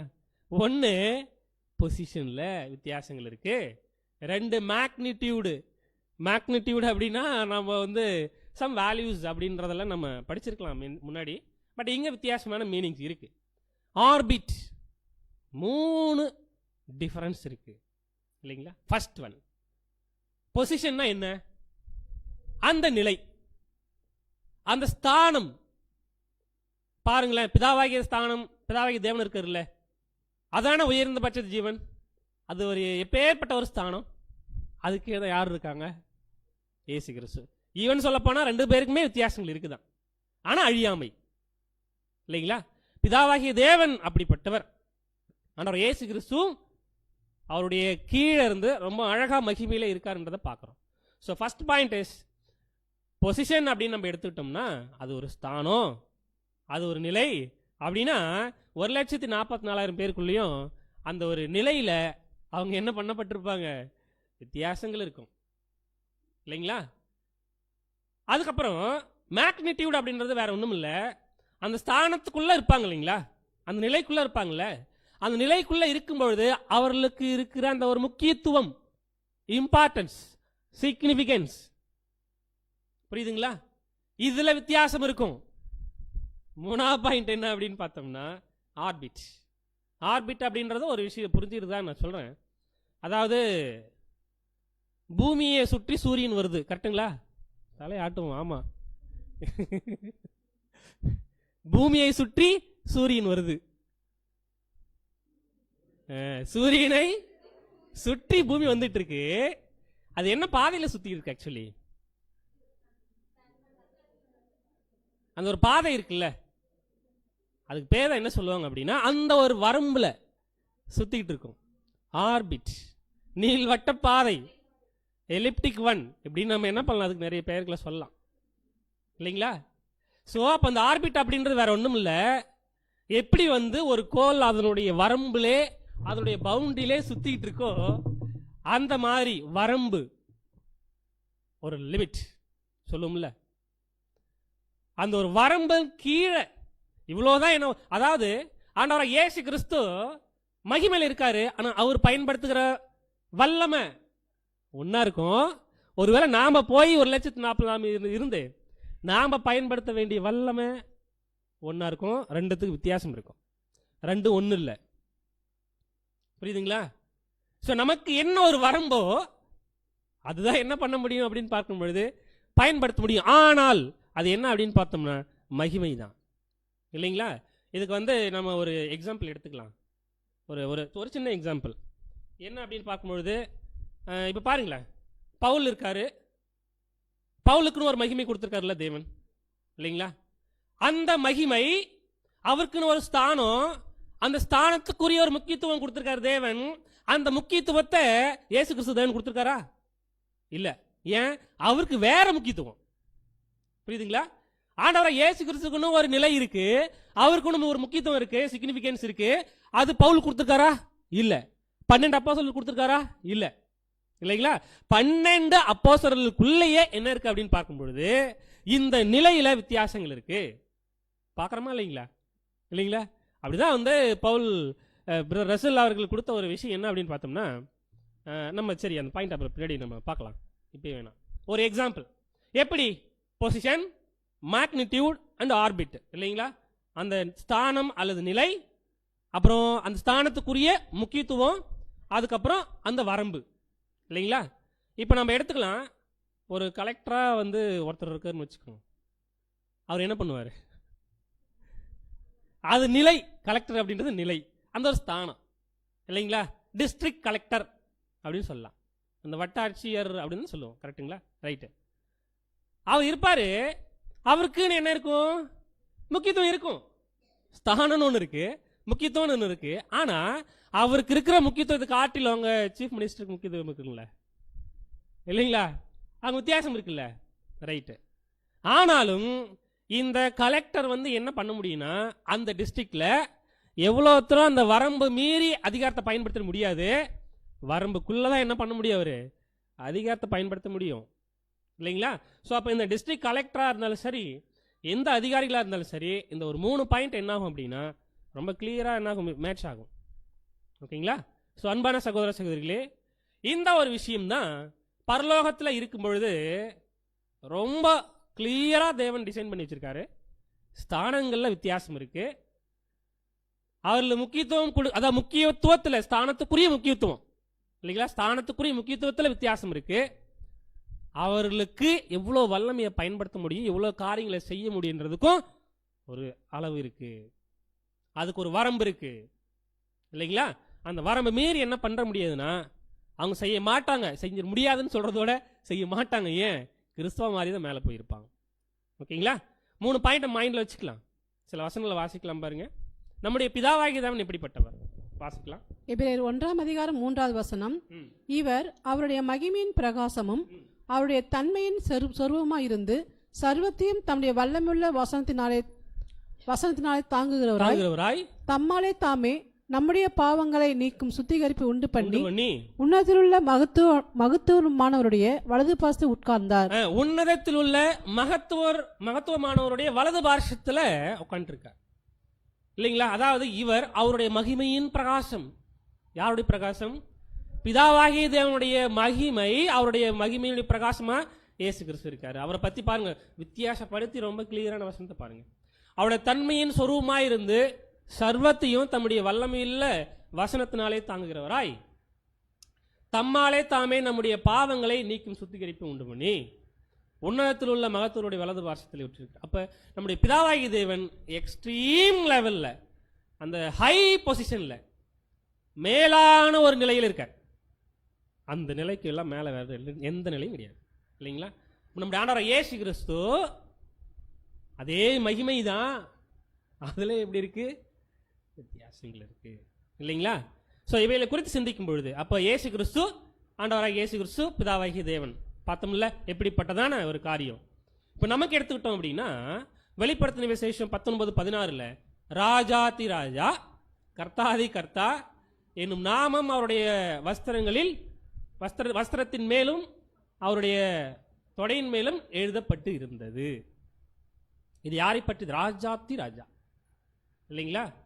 ஸோ இப்படி வசனங்களை என்ன பண்றோம் அப்படின்னா வித்தியாசப்படுத்தி மகிமையில நம்ம பார்க்குறோம், இல்லைங்களா? அப்போ தூதர்களுக்குள்ள வித்தியாசங்கள் இருக்குல்ல, அதை பற்றின ஒரு வசனத்தை பார்க்கலாம் பாருங்களேன். தூதர்களுக்குள்ள வித்தியாசம். எபேசியர் 1ஆம் அதிகாரம் 20ஆம் வசனம். எல்லா துரைதனத்துக்கும் அதிகாரத்துக்கும் வல்லமைக்கும் கர்த்தத்துவத்துக்கும் இம்மையில் மாத்திரமல்ல மறுமையிலும் பேர் பெற்றிருக்கும் எல்லா நாமத்துக்கும் மேலாய் அவர் உயர்ந்திருக்கத்தக்கதாக. அப்படின்னா இந்த 20ஆம் வசனம் சொல்லப்பட்டிருக்கிற துரைத்தனம், அதிகாரம், வல்லமை, கர்த்தத்துவம் இதெல்லாம் என்ன? இவங்கெல்லாம் என்ன? இது நம்ம திருவிழியத்தில் படிச்சோம்னா ரொம்ப நல்லா இருக்கும். ஆட்சியாளர், வட்டாட்சியாளர் இல்ல, ஆட்சியாளர், அதிகாரம் கொண்டோர், வல்லமை உடையோர், தலைமை தாங்குவோர். இவெல்லாம் யார் தெரியுங்களா? இவர்களுக்கு மேல யார் இருக்காருன்னா ஆண்டவர் இயேசு கிறிஸ்து. இவ்வளோ உயரத்துல தேவன் அவரை உயர்த்திருக்காருன்னு பார்க்கறோம், இல்லைங்களா? அப்ப இந்த ஆட்சியாளர், அதிகாரம் கொண்டவங்க, வல்லமை உடையவங்க, தலைமை தாங்குவங்கலாம் வேற யாரும் இல்ல. நம்ம அந்த பிக்சர் பார்த்தோம்ல, அதில் இருக்கிற ஏஞ்சல்ஸ், தூதர்களுக்குள்ள இருக்கிற வித்தியாசங்கள், இல்லைங்களா? தூதர்களுக்குள்ள இருக்கிற வித்தியாசங்கள். இப்ப 21ஆம் வசனம் வாசிக்கலாம். அவரை உன்னதங்களில் தம்முடைய வலது பாரிசத்தில் உட்காரும்படி செய்து, அவரை உன்னதங்களில் தம்முடைய வலது பாரிசத்தில் உட்காரும்படி செய்து. அப்போ இவ்வளோ காரியங்கள் ஆண்டவர் இயேசு கிறிஸ்து பண்ணி எல்லா ஏஞ்சல்ஸுக்கு மேல ஒரு உயர்ந்த ஒரு ஸ்தானத்துல ஆண்டவராய் இயேசு கிறிஸ்துவை பிதாவாகி தேவன் உயர்த்திருக்காரு. அது என்ன வலது பாரிசத்துல? இல்ல இல்ல கரெக்டுங்களா? என்ன வலது பாரிசத்துல என்ன எப்படி நம்ம புரிஞ்சுக்கிறது? அப்போ இயேசு பிதாவாகி தேவன் சேர் போட்டு மேல உட்காந்துருக்கிற மாதிரியும், அது பக்கத்துல ஆண்டவராய் இயேசு கிறிஸ்து ஒரு மகிமையான அந்த ஒரு சேர் போட்டு உட்காந்துட்டு அதுக்கப்புறம் ராஜரீகம் பண்ற மாதிரியும் நம்ம என்ன பண்றோம்னா எடுத்துக்கூடாது, இல்லைங்களா? அப்படின்னா இதை நம்ம எப்படி புரிஞ்சுக்கிறது அப்படின்னு பார்க்கும்போது, இந்த வலது பாரிசத்தில் அப்படின்னு பார்த்தோம்னா யாரு வலது பாரிசத்தில் இருப்பாங்க? ரைட்டு, இல்லை ஜென்ரலாக கேட்குறேன். இப்போ ஒரு ஏன் ஒருத்தர் இருக்காரு, அவருக்கு ரைட் ஹேண்ட்னு சொல்லும்ல, ஏன்? கரெக்ட். அப்புறம் அவரு, அதாவது இவர் ஏன் சொல்ற வேலையை பி செய்வார், ஓகேங்களா? அப்புறம் ஏக்கும் பி கொஞ்சம் ஒத்து போகும். அப்புறம் இப்படி சொல்லிட்டே இருக்கலாம். ஏ பிதாவாகி தேவன், பி ஆண்டவராய் இயேசு கிறிஸ்து, இல்லைங்களா? ஏ எப்படி அந்த பிக்கு வந்து எல்லா விஷயத்திலையும் முக்கியத்துவம் கொடுக்கிறாரு, அதான் பாயிண்ட், அந்த இம்பார்ட்டன்ஸ், இல்லைங்களா? அப்ப பிதாவாகி தேவன் இயேசு கிறிஸ்து கொடுத்த அந்த விசேஷம் யாருக்கும் கிடையாது. அப்ப பிதாவாகி தேவன் ஆண்டவராய் இயேசு கிறிஸ்து கொடுத்த அந்த ஒரு முக்கியமான ஒரு மகிமை, இல்லைங்களா? அந்த முக்கியத்துவம், சிக்னிபிகன்ஸ், இம்பார்ட்டன்ஸ் வேற யாருக்கும் கிடையாது.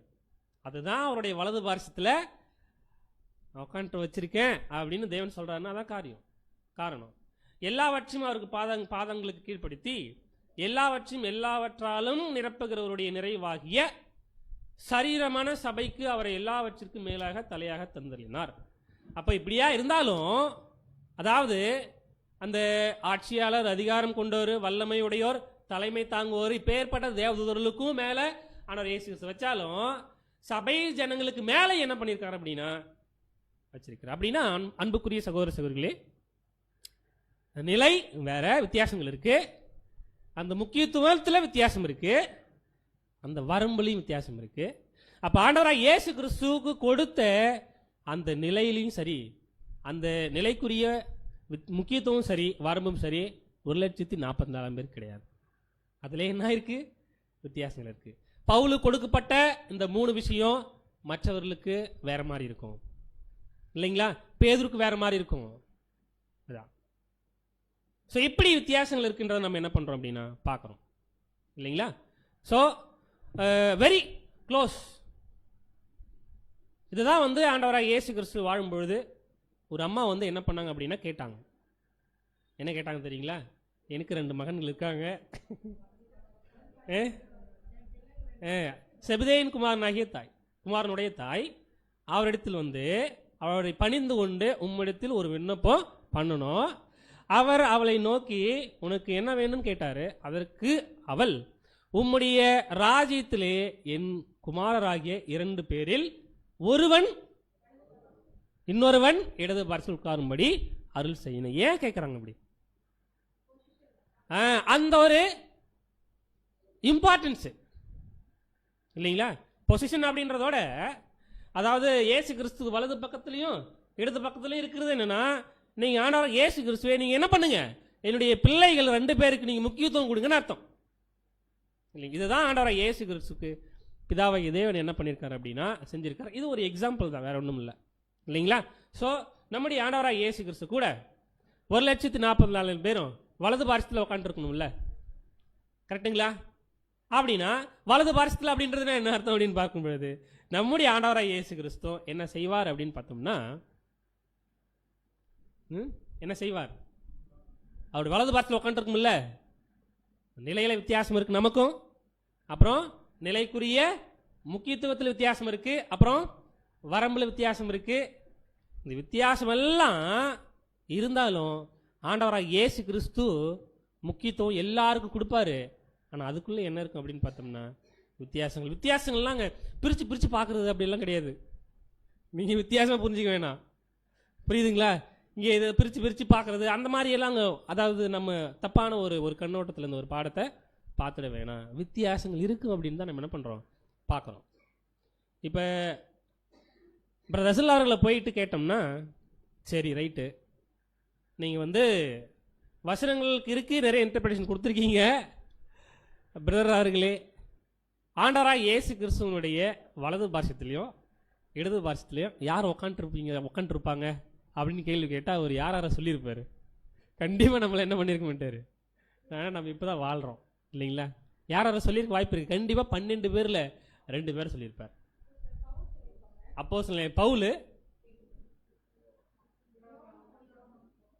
பேதுரு இடையிலே ஏகப்பட்ட தப்பு பண்ணியிருக்காரு.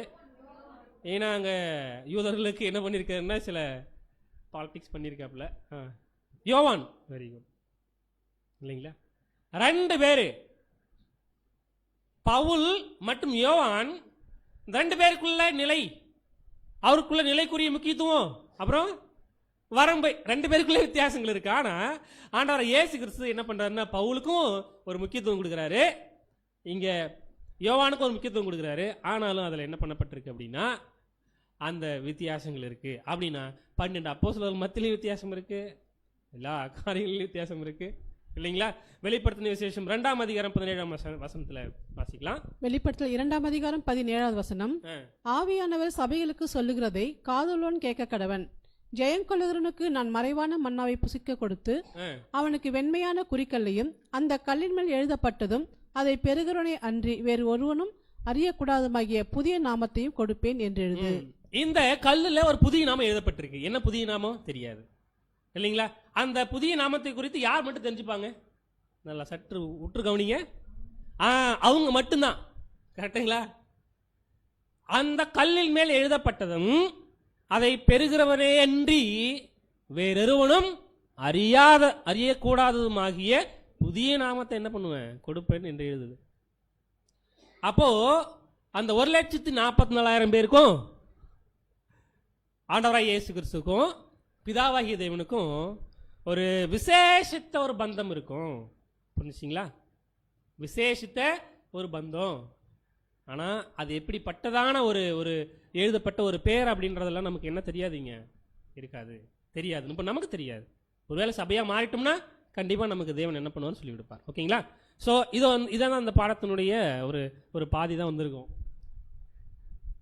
ஓகேங்களா? கன்சால்டேட் பண்ணிடலாம். ஃபர்ஸ்ட், சபையுடைய மகிமையை குறித்து 2 கோணம் இருக்கு. ஒன்று அப்படின்றது சூரியன் என்ன, ஒரே மாதிரியான மகிமை. நட்சத்திரம் அப்படின்றது மகிமையினுடைய அளவில், டிகிரி ஆஃப் தி குளோரிஃபிகேஷன். ஓகேங்களா? இதுதான். ஓகேங்களா? ஸோ எந்த விதத்தில் வித்தியாசம் இருக்கும்?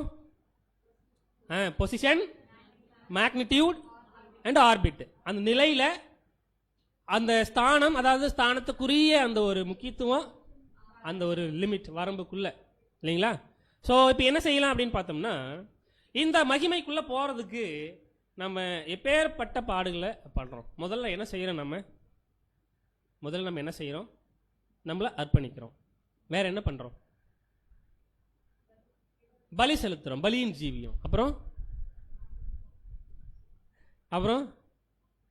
வைராக்கியம் காமிக்கிறோம். அப்புறம் வேகமாக பாயிண்ட் வரும், விசுவாசம். அப்படி நம்ம என்ன பண்ணலாம்? அடிக்கிட்டே போகலாம், இல்லைங்களா? ஸோ இந்த மகிமையில் போகிறதுக்கு நாம் என்ன செய்யணும்னா, first of all full consecration, fully consecrated, இல்லைங்களா? நம்மளை அர்ப்பணிக்கிற ஒரு விஷயம். அது மட்டும் இல்லை, பலியினுடைய ஜீவன் எப்படி இருக்கணும்னா தேவனுக்கு பிடித்த ஒரு காரியமாக அது இருக்கணும், இல்லைங்களா?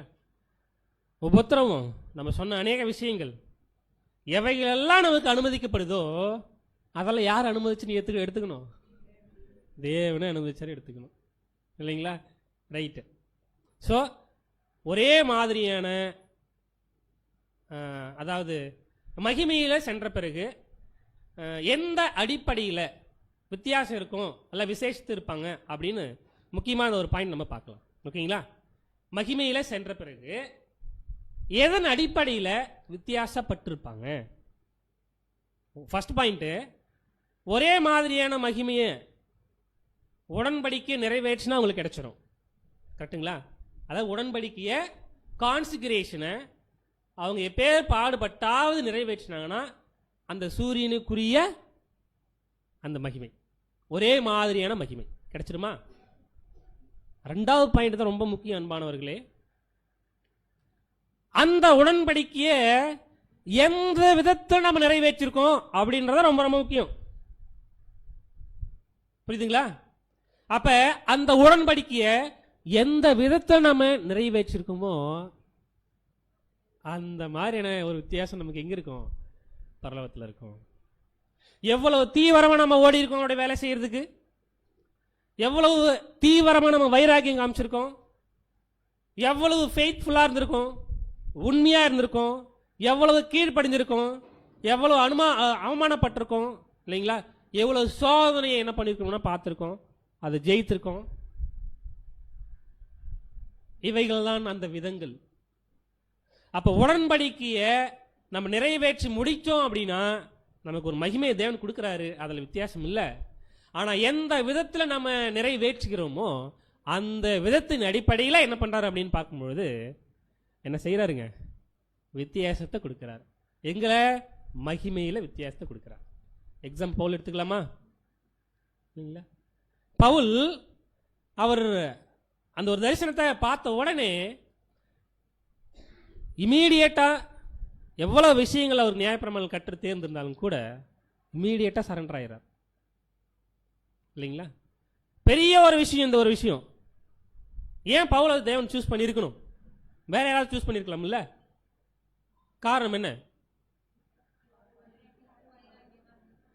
அவர் வைராக்கியம், இன்னொருத்தர் வைராக்கியத்தோட தேவன் கூப்பிடுறது ஒரு அது தேவனால முடியுமே. ஏன்? நீ கண்டிப்பா சொல்லுவீங்கன்னு நான் விசுவாசிக்கிறேன்.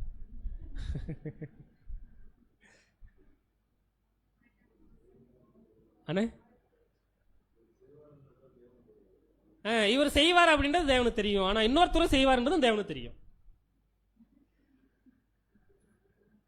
ஏன் பவுல தேவன் இவரை பர்டிகுலரா அழைக்கணும்?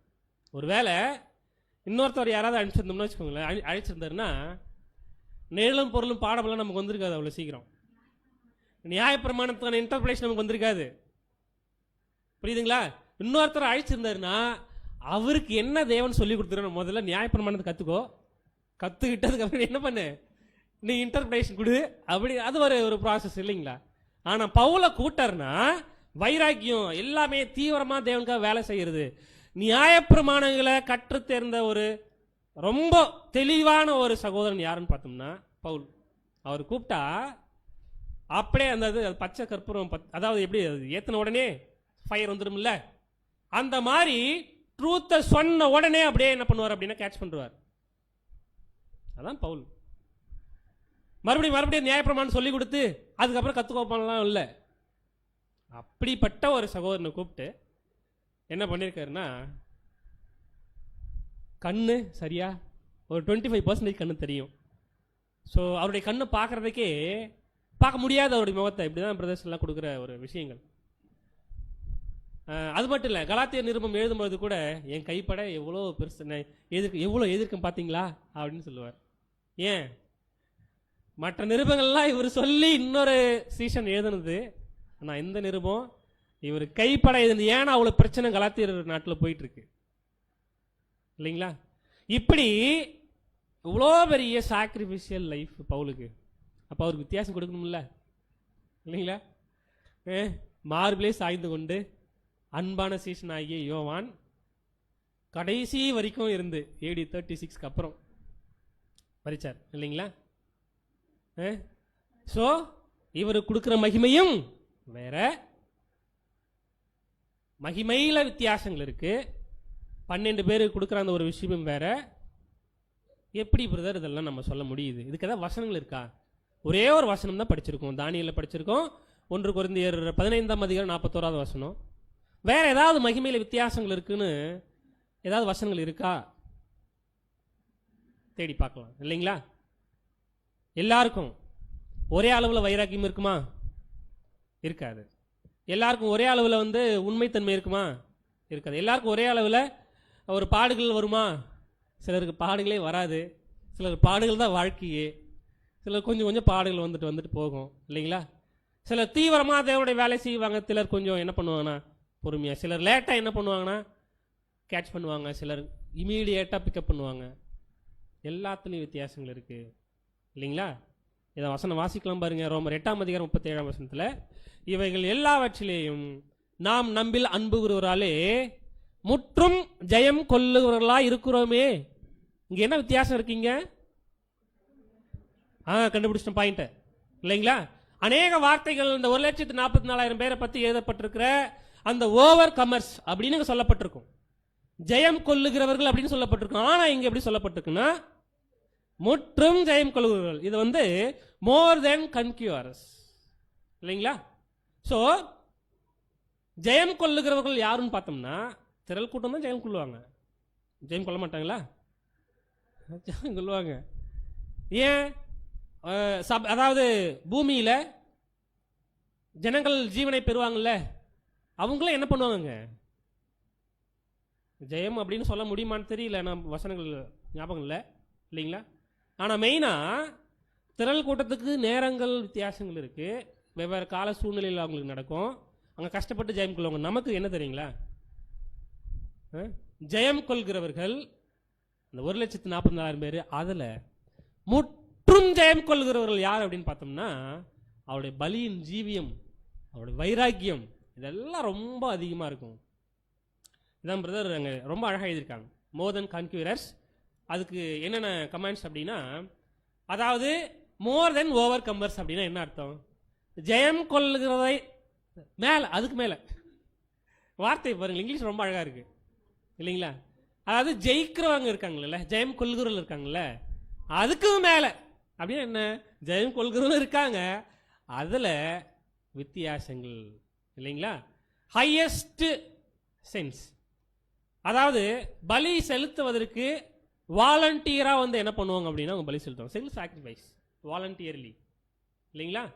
தங்களுடைய வாழ்க்கையில் அவங்க என்ன செய்வாங்க அப்படின்னு பார்த்தோம்னா, இந்த விசுவாசத்தை தங்களுடைய இருதயத்தில் என்ன பண்ண வைப்பாங்க, அதை பயிற்சி பண்ணுவாங்க, எக்ஸசைஸ் செய்வாங்க, அன்பு காட்டுறதுல எக்ஸசைஸ் பண்ணுவாங்க இல்லைங்களா?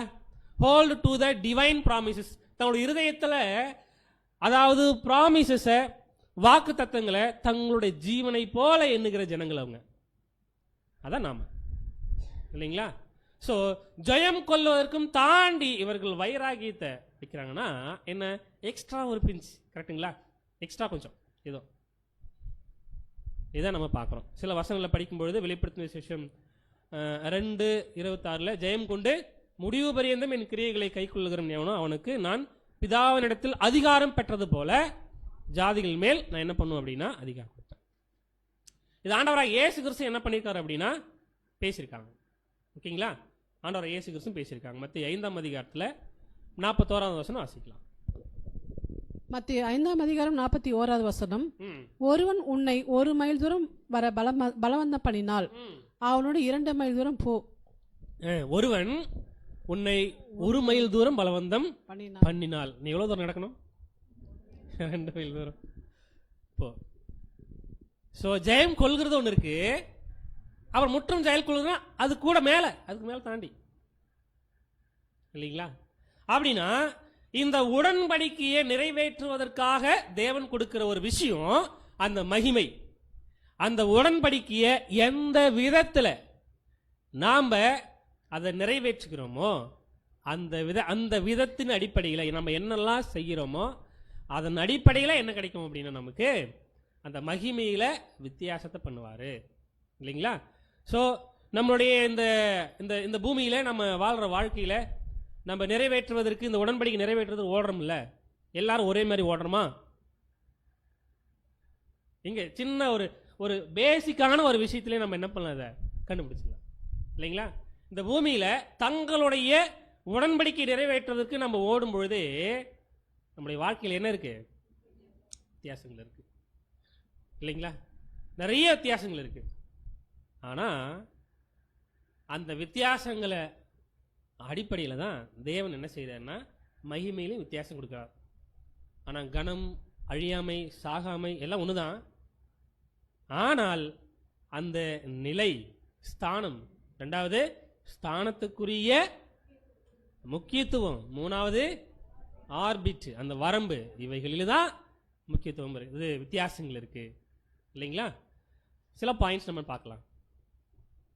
நம்ம நிறைய பாயிண்ட்ஸ் இதுக்குள்ளே நம்ம மெடிடேட் பண்ணலாம். ஒரு கொஞ்சம் பாயிண்ட் மட்டும் நம்ம இதில் பார்க்கலாம்.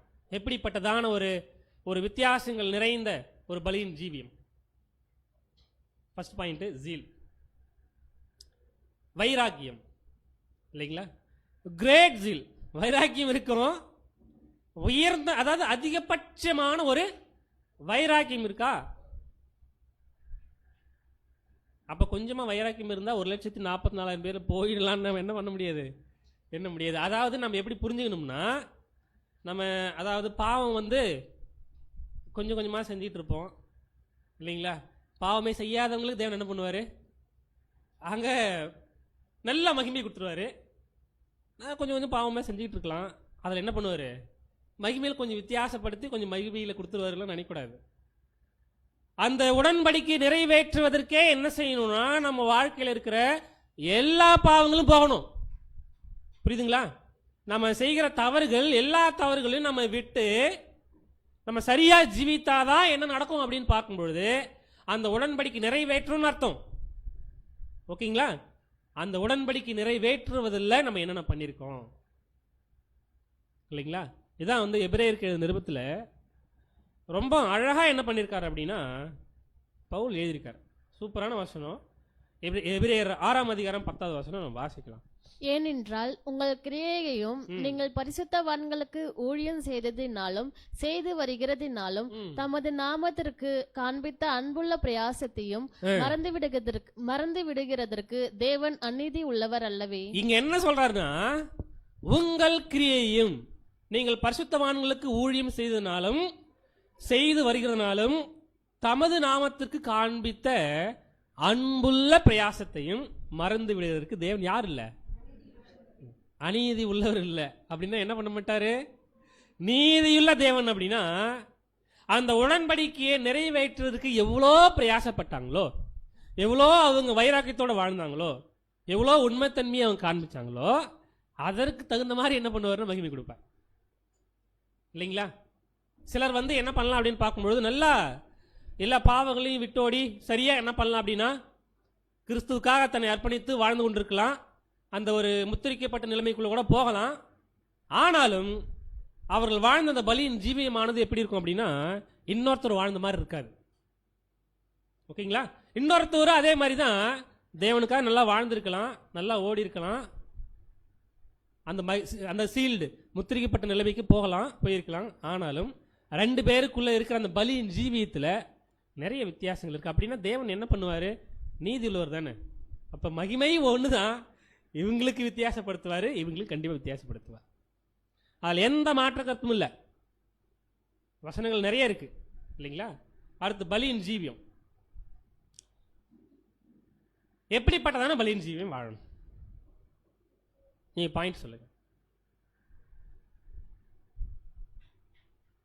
பலியின் ஜீவியம்னா சாக்ரிஃபிஷியல் லைஃப். சாக்ரிஃபைஸ் என்னென்ன சாக்ரிஃபைஸ் பண்ணலாம்? நேரம், காலம், தாளந்து. நேரம் காலம் ஒன்று தானே. நேரம், செல்வம், நம்ம இருக்கிற தாளந்து, செல்வாக்கு. ஓகே. நம்மளுடைய பலன், நமக்குரியது எல்லாம். கரெக்டுங்களா? ஸோ அப்போ அதான் லிவிங் சாக்ரிஃபைஸ். ரோமர் 12:1. ஒரு சகோதரர் வந்து என்ன பண்ணியிருந்தார் அப்படின்னா, அவருடைய ஒரு பலியின் ஜீவியம். ஸ்ரீலங்கா போயிருந்தார். இப்போ சொல்கிறப்ப தான் எல்லோரும் முடிச்சு பார்க்குறோம். ஸ்ரீலங்கா போயிருந்தார். போயிட்டு ஒரு இடத்துல அவர் என்ன பண்ணார் அப்படி, ஒரு ஐலாண்டு. அது ஸ்ரீலங்காவே ஒரு ஐலாண்ட் மாதிரி தான் இல்லைங்களா. அது ஒரு ஐலாண்டில் என்ன பண்ணார் அப்படின்னா, அவர் அங்கே ஊழியம் பண்ணார். அவர் ஊழியம் பண்ண இடத்துல யாருக்கு ஊழியம் பண்ணார் அப்படின்னா, ஊரிலிருந்து ஒதுக்கி வைக்கப்பட்ட குஷ்டரோகிகள் நிறைந்த இடத்துல ஊழியம் பண்ணார். அவர் யாருன்னு பார்த்தா சார்லஸ் டாஸ் ரசல். அதாவது அவருடைய பலியின் ஜீவியம் எப்படி இருக்கு பாருங்களேன். நிறைய பாடங்களை நம்ம என்ன பண்ணியிருக்கோம், ஒவ்வொரு பாயிண்ட் நம்ம என்ன பண்ணுறோன்னா அவரை குறித்து பார்க்கறது உண்டு தான். ஒரு எக்ஸாம்பிளுக்கு இல்லைங்களா, நம்ம அந்த மாதிரி நம்ம கூட இருக்கிற சகோதர சகோதரிகள் நம்ம என்ன பண்ணலாம், பார்க்கலாம். தேவன் அதுக்கான வாய்ப்பு நம்ம கொடுத்துருக்காரு. ஒருவேளை நம்முடைய ஜீவமும் அப்படி இருக்கலாம் இல்லைங்களா. ஸோ அப்போ நாம் எப்படி நம்ம பலியின் ஜீவியத்தில் நம்ம வந்திருக்கோமோ, இந்த கான்சிக்ரேட்டட் லைஃப் நம்ம எப்படி ஃபுல்ஃபில் பண்ணணும்னு நினைக்கிறோமோ, நம்ம என்ன செய்யணும் அப்படின்னா, அந்த அளவுக்கு தைரியத்தோடு என்ன செய்யணும் அப்படின்னு பார்க்கும்பொழுது ஓடணும் இல்லைங்களா. எபிரேயர் 10:35 வாசிக்கலாம். எபிரேயர் 10:35 ஆகையால் மிகுந்த பலனுக்கு ஏதுவான உங்கள் தைரியத்தை விட்டு விடாதிருங்கள். ஆகையால் மிகுந்த பலனுக்கு ஏதுவான, அப்போ பலன் அப்படின்றதே என்ன அப்படின்னு பார்க்கும்பொழுது அந்த ஒரு மகிமை தான். ஆனால் அதில் என்ன சொல்லப்பட்டிருக்கு, மிகுந்த பலன். வித்தியாசங்கள் இருக்கு பாருங்க இல்லைங்களா. உங்கள் தைரியத்தை நீங்க என்ன பண்ணாதீங்க, விட்டு விடாம இருங்க. ஸோ அப்போ நமக்கு தைரியத்தோட ரொம்ப கரேஜ் நமக்கு நிறைய இருக்கு. தேவனுடைய வசனங்களை சொல்றதுலையும் சரி, நம்ம பேசுறதுலும் சரி, அவருக்காக ஜீவிக்கிறதுல நம்ம எந்த ஒரு பயமும் இல்லாத நம்ம செய்கிறோம் அப்படின்னா நம்ம அந்த ஒரு நிலைக்குள்ள போயிட்டு இருக்கோம்னு அர்த்தம். வெரி பெஸ்ட் எக்ஸாம்பிள் அப்போஸ்டல் பால் இல்லைங்களா. என்னதான் ரோமபுரிக்கு போயிட்டு அங்கே கடைசியாக ஒரு விஷயம், அவருடைய மரணம் அப்படின்ற ஒரு காரியம் நிகழப்போகுதுன்னு தெரிஞ்சும் கூட என்ன பண்ணுறாரு அப்படின்னா, போகிறாரு. தைரியம். அது மட்டும் இல்லை, அந்த எபேசு பட்டணத்தில் எபேசஸ் இல்லைங்களா, மிகப்பெரிய ஒரு டயானாவா ஒரு பெரிய கான்ஃபரன்ஸு. அது ஒரு அதாவது தன்னுடைய உசுரை பணைய வச்சு என்ன பண்ணுவார் அப்படின்னா ஊழி செய்கிற ஒரு சகோதரன். அந்த மாதிரி வாய்ப்பெல்லாம் நமக்கு இருக்கா இந்த வாழ்க்கையில் நம்ம வாழும்பொழுது? யாராவது சொல்லுங்களேன் பார்ப்போம். இல்லையே. ஆனால் நமக்கு என்ன தெரியுங்களா, நம்ம வாழ்க்கையில் நாம் நம்மளுடைய குணாதிசயங்களை மட்டும்தான் தேவன் இப்போ எதிர்பார்க்குறாரு. நம்ம எப்படி பலியின் ஜீவியம், நம்ம எப்படி உண்மையுள்ளவராக இருக்கோம் இல்லைங்களா, நம்ம எப்படி வைராகியத்தோடு இருக்கோம், நம்ம எப்படி கேரக்டரை நம்ம காண்பிக்கிறோம், இதுதான் தேவன் எதிர்பார்க்குறாரு. ஒழிய அவர்களுக்கு வாழ்ந்த வாழ்க்கை வேற, அந்த மாதிரி நம்மக்கிட்ட எதிர்பார்க்கல தேவன். அதனால தான் அவங்களுக்கு மகிமையில் வித்தியாசம் வேற, நமக்கு என்ன அப்படின்னா வித்தியாசங்கள் வேற. அடுத்து பாத்திரம். ஆண்டவர் இயேசு கிறிஸ்துவின் பாத்திரம் ரொம்ப காஸ்ட்லி. உபத்திரம் கண்டிங்களா, மறந்துடக்கூடாது, அடிக்கடி நம்ம ரிப்பீட் பண்ணோம். ஆனால் உபத்திரங்கள் வரும்பொழுது நிஜமாகவே நம்ம சோர்ந்து போய் விழுந்துடும் தான் இல்லைங்களா. சில நேரங்களில் நம்ம என்ன செய்கிறோம், ஜெயிக்கிறோம், சில நேரங்களில் விழுந்துடுறோம். ஆனால் ஆண்டவராக இயேசு கிறிஸ்து அவருடைய வாழ்க்கையில் ஒரே ஒரு டைம் மட்டும்தான், தேவனே நான் இவ்வளோ கஷ்டப்பட்டு இதில் சாகணுமா? ஆனால் ஏன் இப்படி யோசிக்கிறீங்க? இந்த பாத்திரம் என்னை விட்டு நீங்கள் கூடுமானால் நீங்கள் இப்படி செய்யுங்க. இயேசு கிறிஸ்து ரொம்ப கிளியராக ஒரு சத்தியத்தை ஒரு புரிஞ்சுக்கிட்ட ஒருத்தர் இல்லைங்களா? அப்போ நீதிக்கு நீதி, ஜீவனுக்கு ஜீவன் கொடுக்கணும் தான். ஆனாலும் இப்படிப்பட்ட ஒரு விஷயமா? ஏன்பா இப்படி? நீங்கபடி செய்யுங்க. ஆனால் இயேசு கிறிஸ்து தேவனுக்கு அனுமதிச்சாலும் சரி, அதை இயேசு கிறிஸ்து ஏற்றுக்கிட்டார் இல்லைங்களா? எந்த விதத்திலையும் இயேசு கிறிஸ்து எல்லா காரியங்களையும் ஒரு பெஸ்ட் ரோல் மாடல். எதுலையும் சோர்வாடியில், எப்பொழுதுமே அப்பாவுடைய போஜனம் சாப்பிட்றது தான் அவருடைய வேலை, சாப்பிட்றது தான் அவருடைய போஜனம். ஸோ இப்படிப்பட்டதான ஒரு வாழ்க்கை.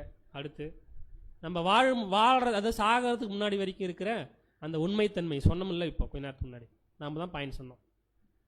உண்மையாக இருக்கிறது அதுக்குன்னு ஆப்போசிட் வேர்டு பொய்யா இருக்கிறது இல்லைங்களா? அப்போ உண்மையாக இருக்கிறதுனா யாருக்கு? ஏதாவது ஒரு வசனம் வாசிக்கலாம். 1 யோவான் 1:9 9. 1 யோவான் 1:9.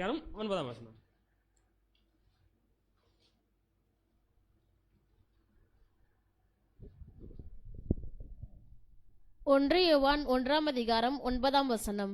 நம்முடைய பாவங்களை நாம் அறிக்கையிட்டு பாவங்களை நமக்கு மன்னிச்சு எல்லா அநியாயத்தையும் நீக்கி நம்மை சுத்திகரிப்பதற்கு அவர் உண்மையும் நீதியும் உள்ளவராய் தேவன் எப்படி இருக்காருன்னா, நம்மளுடைய பாவங்களை மன்னிச்சு நம்மளை சுத்திகரிப்பதற்கு எப்படி இருக்காரு? நமக்கு எப்படி இருக்காரு?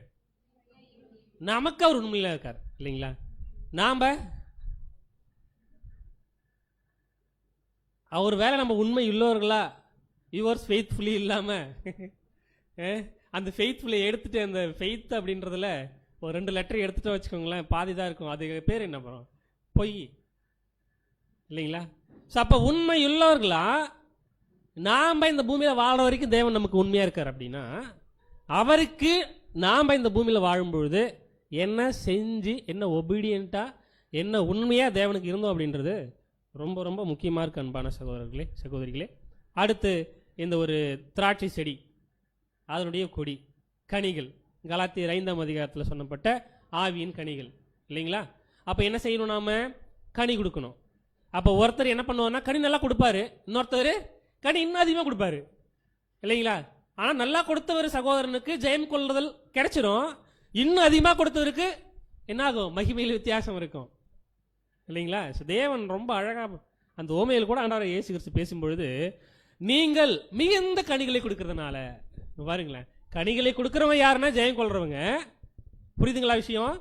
மிகுந்த கனிகளை கொடுக்கறவங்க யார் அப்படின்னு பார்க்கும்பொழுது அந்த அந்த ஜெயம் கொள்ளுதல், அந்த குளோரிஃபிகேஷன்ல வித்தியாசங்களை இல்லைங்களா தேவன் காமிக்கிறார். ஸோ அப்போ இந்த இடத்துல நம்ம பார்க்குறோம் தடைகளை ஜெயிக்கிற அந்த ஒரு விதம். இது நம்ம பிரதர்ஸ்லாம் முன்னாடி நிறைய பாடங்கள் நம்ம எடுத்திருக்காங்க. அப்போ நம்ம வாழ்க்கையில் நம்ம ஜெயிக்காத அளவுக்கு, நம்ம தோக்குறதுக்கு என்னென்ன தடை கற்கள்லாம் இருந்திருக்கு இல்லைங்களா? ஸோ அப்போ நம்முடைய அது என்னன்னு பார்த்தா நம்மளுடைய வீக்னஸ் நிறைய இருக்குது. நம்மளுடைய பலகீனங்கள் என்னென்ன? நமக்கு வர கோபம், அப்புறம் இப்போ கூட நமக்கு என்னென்னங்க வீக்னஸ் இருக்குது? கோபம் மட்டும்தானா? பாருங்க, நாம் நல்லா சிரிக்கிறோம், அப்படியே அடிஷ்னல் பேப்பர் கூட தான் எழுதிட்டு இருப்போம். கேட்டிங்கன்னா எனக்கும் தான் இல்லைங்களா, எல்லாருக்கும் தான். பட் அந்த பலகீனங்களை என்ன செய்யணும் அப்படின்னு பார்க்கும்பொழுது, தூக்கி எறிவதற்கு பல நாள் எடுத்துக்கூடாது. ஒருவேளை அந்த பலகீனங்கள் சாகிற வரைக்கும் இருந்துச்சுன்னா டெஃபினட்டாக அவர் யாராக போக முடியாது, சபையாக போக முடியாது.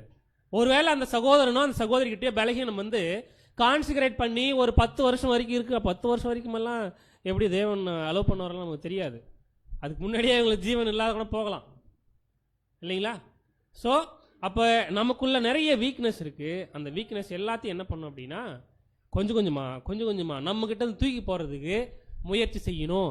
அப்படி முயற்சி செய்து நம்ம வாழும்பொழுது மாத்திரம்தான் என்ன பண்ண முடியும் அப்படின்னு பார்த்தோம்னா, மிகுந்த அந்த ஒரு கனிகளை கொடுக்கக்கூடிய ஜனங்களை நம்ம வாழ முடியும் இல்லைங்களா? எல்லா தடைகளையும் எடுத்து வெளியே போட முடியும் இல்லைங்களா? சில பாயிண்ட்ஸ் பார்த்தோம்ல. இப்போ இது கூட என்னென்னலாம் நம்ம மகிமையில வித்தியாசப்படுவதற்கு. அப்ப நம்ம மகிமையில வித்தியாசமா இருக்கு அப்படின்றதுனால நான் ரொம்ப ஹையஸ்ட் பொசிஷன்ல போயிட்டு உட்காரணும்னு நமக்கு என்ன வரக்கூடாது, என்னவெல்லாம் வரக்கூடாது. புரியுதுங்களா? நம்ம ஓடுற ஓட்டை எதுனா அந்த உடன்படிக்கை நிறைவேற்றுறது தான். அந்த விதத்துல வித்தியாசங்கள் நிறைய இருக்குன்ற பட்சத்துல தேவன் மகிமையில வித்தியாசத்தை கொடுக்கிறார் இல்லைங்களா? பாருங்களேன், பாடி ஆஃப் த கிரைஸ்ட் இருக்கு, தலை யாரு? இயேசு கிறிஸ்து. அப்ப ஹார்ட் யாரா இருக்கும்? ஹார்ட் யாரா இருக்கு? வாய்ப்பு இருக்கலாம். அண்ணே பவுல். இது நம்ம யோசிக்கிற ஒரு விதம் இல்லைங்களா? ஒரு மனுஷன் உசுரோட இருக்கணும்னா ஹார்ட் பம்ப் ஆகி எங்கே போகணும்? பம்ப் பண்ணி பிளட் எல்லாம் பாடிக்கு போகணும். அப்போ சத்தியத்தை ரொம்ப தெளிவாக புரிஞ்சுக்கிறதுக்கு யாருடைய ரைட்டிங்ஸ் ரொம்ப ரொம்ப உறுதுணையாக இருக்கு அப்படின்னா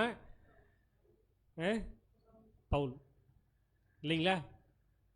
அப்போ நம்ம பவுல் மாதிரி மாறணும் அப்படின்னு நினச்சி ஓட முடியுமா? இல்லை ஒரு வேளை பவுல் மாதிரி மாறணும்னு ரோமன் போயிட்டு சாக்க முடியுமா? அப்படியெல்லாம் ஒன்றும் கிடையாது இல்லைங்களா? யோவானுக்கு வாழ்ந்த ஒரு விஷயம், பேதுருக்கு அவர் எப்படி மறிக்கப்பட்டார் அப்படின்ற ஒரு விஷயம், தேவானுக்கு வித்தியாசமான ஒரு விஷயம் இல்லைங்களா? ஒவ்வொருத்தருக்கும் பலி செலுத்துறதுல வித்தியாசமான காரியங்கள். அப்போ நமக்கு தேவன் கொடுக்க போகிற அந்த மகிமை ஒன்று தான். அந்த மகிமையில் என்ன இருக்கு அப்படின்னு பார்த்தோம்னா அநேக வித்தியாசங்கள் இருக்கு இல்லைங்களா? இதை நம்ம சிந்திச்சோம் சரிங்களா? கன்சாலிடேட் பண்ணிடலாமா? பாடம் முடிஞ்சிடுச்சு. அப்போ நாம மகிமைக்கு போறோம் அப்படின்னா அதுக்கு ரெண்டு கோணம் இருக்கு. ஒரு கோணம் என்ன? சூரியன், சந்திரன், நட்சத்திரங்கள். சூரியன் அப்படின்றது அந்த உடன்படிக்கையை நிறைவேற்றுறது. புரியுதுங்களா? அந்த உடன்படிக்கையை நிறைவேற்றுறது. அதான் அதுக்கு என்ன தேவன் அந்த ஒரு கிஃப்ட், அந்த பரிசு என்னன்னா அந்த கேப் லைன், அதை என்ன பண்றேன்னா கொடுத்துருவேன். சரிங்களா? அதுதான் ஒரே மாதிரியான மகிமை. அடுத்து சந்திரன், நட்சத்திரங்கள். மகிமையின் அளவில் வித்தியாசம் இருக்கு. எந்த அளவுல எந்த விதத்துல வித்தியாசம் இருக்கும் அப்படின்னா 3 பாயிண்ட். பொசிஷன், மேக்னெட்டிவ், ஏதோ பிசிக்ஸ் கிளாஸ் மாதிரி இருக்கு. ஆர்பிட் இல்லைங்களா? பொசிஷன் அப்படின்னா அவருடைய நிலைமை, ஸ்தானம். ஓகேங்களா? அடுத்து மேக்னெட்டிவ் அப்படின்னா ஸ்தானத்துக்குரிய முக்கியத்துவம். ஓகேங்களா? அதுக்கப்புறம் ஆர்பிட் அப்படின்றது அந்த எலிப்டிக் ஒன் இல்லைங்களா? ஆர்பிட் அப்படின்றத வரம்பு, அந்த ஒரு லிமிட்டுக்குள்ள அப்படின்றத நம்ம பார்க்குறோம் இல்லைங்களா? அப்படின்னா பவுலுக்கு தேவன் கொடுத்த அந்த மகிமை வேற, அந்த ஒரு ஸ்தானம் வேற, அந்த ஸ்தானத்துக்குரிய இம்பார்ட்டன்ஸ் வேற, அவருக்கு கொடுத்த அந்த ஒரு வரம்பு வேற. யோவானுக்கு கொடுத்த ஸ்தானம் வேற, ஸ்தானத்துக்குரிய முக்கியத்துவம் வேற, வரம்பு வேற இல்லைங்களா? மீதி இருக்கிற 10 அப்போஸ்தலர்கள் மாத்திரமல்ல, எல்லா சீஷர்களுக்கும் கடைசி பாத அங்கங்கள் வாழ்ந்து கொண்டிருக்கிற நமக்கு வரைக்கும் மகிமை அப்படின்றது ஒண்ணுதான், சூரியன் தான், எந்த மாற்று கருத்தும் கிடையாது. ஆனா நட்சத்திரங்கள்ல வித்தியாசம் இருக்குன்ற மாதிரி ஸ்தானம், நமக்கு கொடுக்கிற ஸ்தானம் வேற இல்லைங்களா? அப்போ நமக்கு கொடுக்குற அந்த ஸ்தானத்துக்குரிய முக்கியத்துவம் வேற, அதுக்கு லிமிட் என்ன பண்ணுவார்னா தேவன் என்ன பண்ணுவார்? கொடுப்பாரு. அந்த வரம்பு வேற. அப்போ இதை நாம் இப்பவே என்ன பண்ணோம் அப்படின்னு பார்த்தோம்னா ஏற்றுக்கணும். அந்த ஏற்றுக்கிறதுக்கான ஒரு காரியம் நம்மளுடைய மனசில் இப்போ வந்தால் தான் வச்சுக்கோங்களேன் என்ன பண்ண முடியும்னா, ஒருவேளை தேவன் கொடுக்குற அந்த ஒரு பரிசுக்குள்ளே நம்ம போயிட்டு நிற்கும் பொழுது நம்ம எல்லாவற்றையும் என்ன பண்ண முடியும்? நம்ம ஏற்றுக்க முடியும். இல்லைன்னா கண்டிப்பாக என்ன பண்ண முடியாதுன்னா அங்கே திடீர்னு தேவன் காமிக்கும் பொழுது சற்று யோசிப்போம், தேவன் ஏன் முன்னாடியே சொல்லலை அப்படின்னு இல்லைங்களா? தேவன் ஒரு பட்சமாக இருக்காரு அப்படியெல்லாம் ஒன்றும் இல்லை இல்லைங்களா? தேவன் யார் அப்படின்னா நீதியுள்ளவர், அநீதியுள்ளவர் அல்ல. பேர்பட்ட விஷயம் பாருங்களேன். மகிமைன்றது ஒன்று தான், அவருடைய நீதியின் அடிப்படையில் அங்கேயுமே செயல்படுறாருன்னா எப்பேற்பட்ட அப்பா அவர். நம்மளால நம்ம மைண்ட்லாம் நிஜமாக யோசிக்கவே முடியல இல்லைங்களா? ஸோ அப்போ எதன் அடிப்படையில் அந்த ஒரு வித்தியாசங்கள் இருக்குது அப்படின்னு பார்த்தோம். எதன் அடிப்படையில் வித்தியாசங்கள் இருக்கு? அதாவது அந்த ஒரே மகிமையை பெறணும்னா கான்சிக்ரேட்டட் லைஃபை ஃபுல்ஃபில் பண்ணணும். உடன்படிக்கையை நிறைவேற்றணும். தேவன் அது கொடுத்துருவார். ஜெயம் கொள்ளுதல், முற்றிலும் ஜெயம் கொள்ளுதல் அப்படின்னு நம்ம என்ன பார்க்கும்பொழுது இந்த இடத்துல உடன்படிக்கையை நம்ம நிறைவேற்றுவதற்கு என்னென்னலாம் செய்திருக்கோம் இல்லைங்களா? எவ்வளோ நம்ம வந்து வைராக்கியம் காமிச்சிருக்கோம், தீவிரமாக எல்லா மீட்டிங்ஸும் நம்ம அட்டன் பண்ணியிருக்கோம் இல்லைங்களா? எல்லாமே நம்ம எப்படி உண்மையாக இருந்திருக்கோம் தேவனுக்கு. எப்பேற்பட்ட அவமானங்கள் நம்ம வாழ்க்கையில் வந்தாலும் நம்ம என்ன பண்ணியிருக்கோம், அதை ஏற்றுக்கிற மனப்பக்குவம் இருந்திருக்கோம். சோதனை வரட்டும் வரட்டும், சோதனையா வா, நான் வெயிட் பண்ணிருக்கேன் உன்னை நான் ஜெயிக்கிறதுக்கு அப்படின்னு நம்ம வெயிட் பண்ணிட்டு இருக்கோம் இல்லைங்களா? ஸோ இப்படி நம்ம என்ன செய்யணும் அப்படின்னு பார்க்கும்பொழுது வாழ்ந்தோம்னா அந்த வித்தியாசத்தை படுத்தி தேவன் அந்த மகிமை கொடுக்குறார் இல்லைங்களா? நான் சூரியன் போல ஒரே மாதிரியான மகிமை தான், வித்தியாசங்கள் இருக்கு. இதுதான் இந்த ஒரு பாடம் இல்லைங்களா? அப்படின்னா அன்பான சகோதர சகோதரிகளே, இந்த 1,44,000 பேர் அப்படின்ற ஒரு இலக்கமானது ஏன் இப்படி இதை தேர்வு செய்யணும் தேவன்? இந்த ஒரு நம்பர் அநேகமும் நம்ம வசனங்கள் படிக்கிறோம். டேபர்நாக்கில் பார்த்தோம்னா அந்த 1144 தான் கேல்குலேஷன் பண்ணோம்னா எல்லாத்துலேயும் வரும். ஏன் இப்படி அந்த ஒரு ஸ்தானத்துக்கு போகிற அந்த ஜனங்களை குறித்து பார்க்கும்பொழுது 1,44,000 பேர் அவங்கள பார்க்கும்பொழுது ஏன் அந்த 1,40,000 பேர் நம்பர் அப்படின்றத சூஸ் பண்ணோம் அப்படின்னு நம்ம பார்த்தோம்னா, பிரதர்ஸ் கொடுக்குற சில விஷயங்கள் 7 அப்படின்ற நம்பரை நம்ம எதை அடையாளப்படுத்துவோம்? பூரணம். 8 அண்ணே, 7ன்றது பூரணம், 8ன்றது அண்ணே யுகாயுகத்துக்கு. ஸோ அப்படின்னா அது பரிபூரணம், தேவன் ஓய்ந்திருக்கிறது. 10 அப்படின்றது அதாவது மனுஷர்கள் பூரணமா இருக்கிறது. அப்போ மல்டிபிள் ஆஃப் 10, 100, 1000, 10,000 இதெல்லாம் வந்து நம்ம என்ன சொல்லலாம்னா ஒரு பரிபூர்ண ஒரு விஷயத்தை குறித்து, மனுஷன் அப்படின்ற ஒரு விஷயத்தை குறித்து சொல்லுவோம். நம்பர்ஸுக்கான ரெப்ரசன்டேஷன் நிறைய இருக்குல்ல. அந்த மாதிரி 1144க்கு என்ன கொடுக்குறாங்க அப்படின்னு பார்த்தோம்னா, பிரதர் பால் மாலி அவர் சொல்கிற ஒரு விஷயம் என்னென்னா, ஒரு பூர்ணமான அரசாங்கத்தை குறிக்குமா, ஒரு perfect government. It represent A perfect government. அப்போ பரிபூர்ணமான ஒரு அரசாங்கம், ஒரு கவர்மெண்ட். அப்போ இந்த பூமியை அரசாட்சி பண்ண போகிறது வேறு யாரும் கிடையாது, நாம் தான். அப்போ அரசாட்சி செய்கிற அந்த ஒரு நாம் பரிபூர்ணமாக இருப்போம். எப்படி அரசாட்சி பண்ணுவோம்? பரிபூர்ணமாக செய்வோம். நீதியை தேவன் எப்படி செலுத்துகிறாரோ அந்த நீதியை செலுத்துவோம். தப்பாக எதாவது பண்ணிட மாட்டோம். ஏன்னா அந்த லிமிட்டை தாண்டி நம்ம போயிட மாட்டோம்.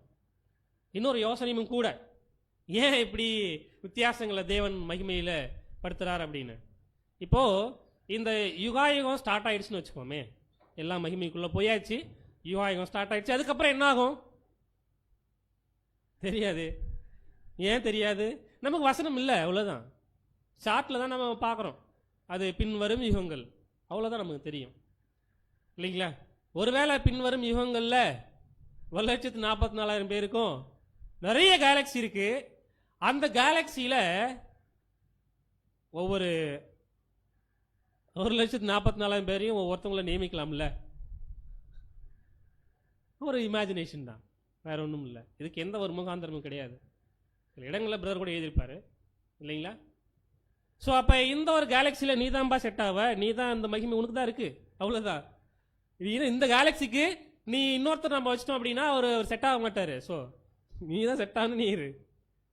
இன்னொருத்தவர் செட் ஆவார்னா அது ஓகே. ஸோ அப்போ அவர்களுக்கு மகிமையில் மகிமை வித்தியாசம் இருக்குன்னா, இப்படி தேவன் இப்படி என்ன பண்ணலாம் அப்படின்னா செய்யலாம். இது வந்து ஒரு ஒரு யோசனையாகவும் ஒரு அனுமானத்தின் அடிப்படையில் இருக்க ஒழிய நம்ம எந்த ஊர்ஜிதப்படுத்துகிறோன்னா நினச்சிட முடியாது இல்லைங்களா? ஸோ இந்த பாடத்திலேருந்து நாம் கற்றுக்கொண்ட விஷயங்கள் என்ன அப்படின்னு பார்க்கும்பொழுது, அந்த மகிமைக்குள்ளே போகிற ஒரு காரியம்தான் நம்ம எப்படியாவது அந்த உயிர்த்தெழுதல் வல்லமையை நம்ம வந்து பெற்றுக்கொண்டு எப்படியாவது உயிர்த்தெழுந்து மேலே போயிடணும் அப்படின்ற ஒரு விஷயம்தான். ஆனால் அந்த மகிமையில் வித்தியாசங்கள் இருக்குது. அந்த மகிமையில் வித்தியாசங்கள் எப்படி இருக்கும், எந்த விதத்தில் இருக்குன்னா, நம்ம இந்த வாழ்கிற வாழ்க்கை தான், வேற ஒன்றும் இல்லை. நம்ம எப்படி பலியின் ஜீவியத்தில் நல்லா ஜீவிக்கிறோமா, டெஃபினட்டாக அதுக்கான ரிவார்ட் தேவன் கொடுப்பார் இல்லைங்களா?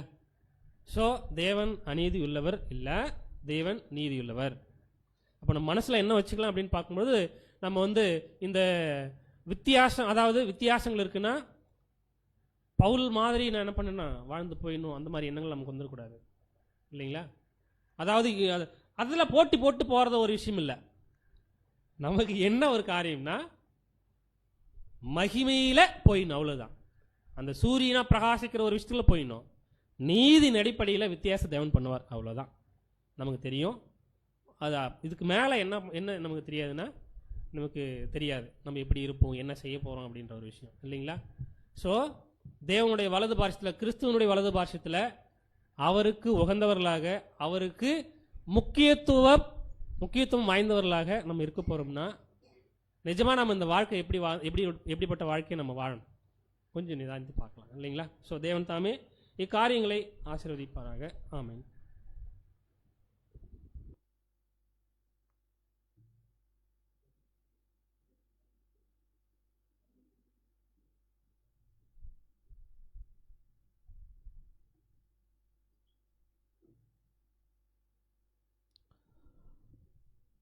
நம்முடைய பிதாவாகிய தேவனுக்கு நமது ஆண்டவராகிய இயேசு கிறிஸ்து மூலமாக நாம் நன்றிகளை எடுத்துக்கொள்வோம். இந்த நாளிலும் ஒரு அருமையான ஒரு பாடத்தை கேட்பதற்கு நம்முடைய பிதாவாகிய தேவன் நமக்கு உதவி செய்தார். மகிமையிலே வித்தியாசம் இல்லைங்களா? அதுக்கு ஆதார வசனமாக நம்ம 1 கொரிந்தியர் 15:41 பார்த்தோம். அந்த மகிமையில் வித்தியாசம் வந்து நமக்கு எப்படி கிடைக்கும் அப்படின்னு பார்க்கும்போது, நம்மளுடைய செய்த உடன்படிக்கையை நம்ம எப்படி என்ன பண்ணுறோம், நிறைவேற்றுறோம். அதை வந்து எந்த விதத்தில் அதை நிறைவேற்றுறோம், அதற்கு தகுந்தார மாதிரி நமக்கு மகிமையில் என்ன கிடைக்க போகுதுன்னு பார்க்கும்போது அந்த ஒரு வித்தியாசம் அது கிடைக்க போகுதுன்னு பார்த்தோம். இந்த நாளிலும் தேவனுடைய தூதை பகிர்ந்து கொண்ட சகோதரர்கள் சபையின் சார்பாக நாம் நன்றிகளை தெரிவித்துக் கொண்டு கூடுகைக்கு நிறைவாக நாம் ஒரு பாடல் பாடலாம்.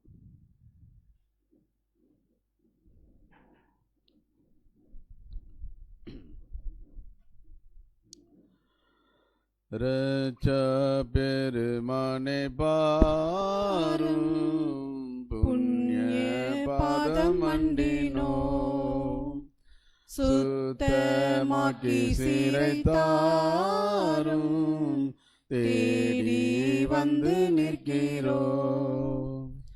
இயேசுநாதா இயேசுநாதா உந்தன் சொந்தமாயினோ.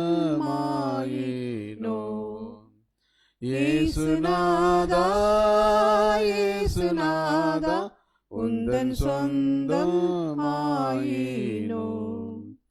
மேய்ப்பன் போல முந்தி சென்றும் பாதுகாத்தும் இருப்பீ. ஜீவ தண்ணீரண்டை என்றும் ஈலை பார செய்கிறீ. இயேசுநாதா இயேசுநாதா நித்தம் போஷிப்பீர். இயேசுநாதா இயேசுநாதா நித்தம் போஷிப்பீர். நீதி பாதை தவறாமல் சுகமாக காக்கிறீர். மோசம் பயமும் இல்லாமல் தங்க செய்து தாங்குவீர். இயேசுநாதா இயேசுநாதா ஒரு போதும் கைவிடீர். இயேசுநாதா இயேசுநாதா ஒரு போதும் கைவிடீர்.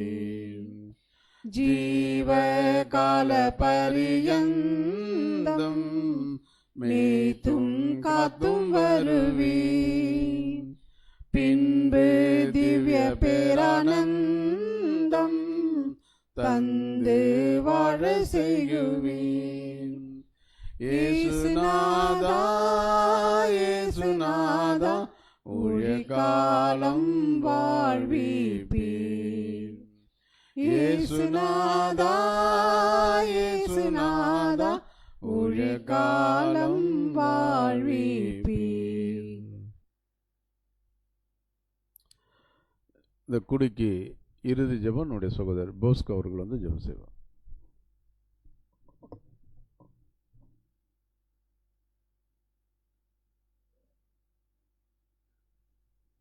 மகா இரக்கமும் கிருபையும் நிறைந்த எங்கள் அன்பின் பரலோக பிதாவே, மிக்க துதியும் கனமும் மகிமையும் உடைய மகன் இயேசு கிறிஸ்து மூலமாக இந்த வேலையில் ஏற்றுக்கொள்கிறோம். அன்பு தகப்பனே, உடைய பிள்ளைகளை இப்படியாக ஒன்று சேர்த்து உடைய வார்த்தைகளை கேட்கும்படி எங்களுக்கு பாராட்டின கிருபைக்காக நன்றியோடு ஸ்தோத்திரிக்கிறோம். அன்பு தகப்பனே, எங்களுடைய ஜீவியங்கள் எந்த ஒரு நிலையில் இருப்பதை நாங்கள் உணர்ந்து இந்த கடைசி காலத்தில் எங்களுடைய வாழ்நாட்களே உமக்கு பிரியமானபடி வாழவும், எங்களுடைய பள்ளியின் ஜீவியத்தை உண்மையும் துவமாக நாங்கள் வாழ நாங்கள் எடுக்கிற ஒரு முயற்சியும் வெற்றி பெற தகப்பனே முடியும் இயேசு கிறிஸ்து மூலியமாக எங்களுக்கு கிருபை பாராட்டும்படி வேண்டுகிறோம். தகப்பனே, இந்த ஒரு நேரத்திலும் ஏற்ற கால சத்தியத்தை எங்களுக்கு தந்து போஷித்து வருகிறேன். அதுக்காகவும் என்னோடு ஸ்தோத்திரிக்கிறோம் அப்பா. ஒவ்வொரு சகோதர சகோதரிகளும் எடுக்கிற பிரயாசத்தை தகப்பனே நீர் பார்த்து உம்முடைய நீதி உள்ள தகப்பனே ராஜ்யத்திலே நாங்கள் வந்து சேர்வதற்கு மிகப்பெரிய பாராட்டின கிருபைக்காகவும் என்னோடு ஸ்தோத்திரிக்கிறோம்.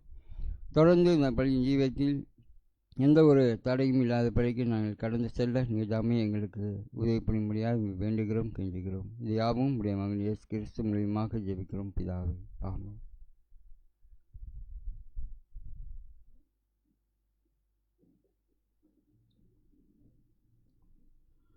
சரி, ஒரு சில நிமிடங்கள் நம்ம உட்காரலாம்.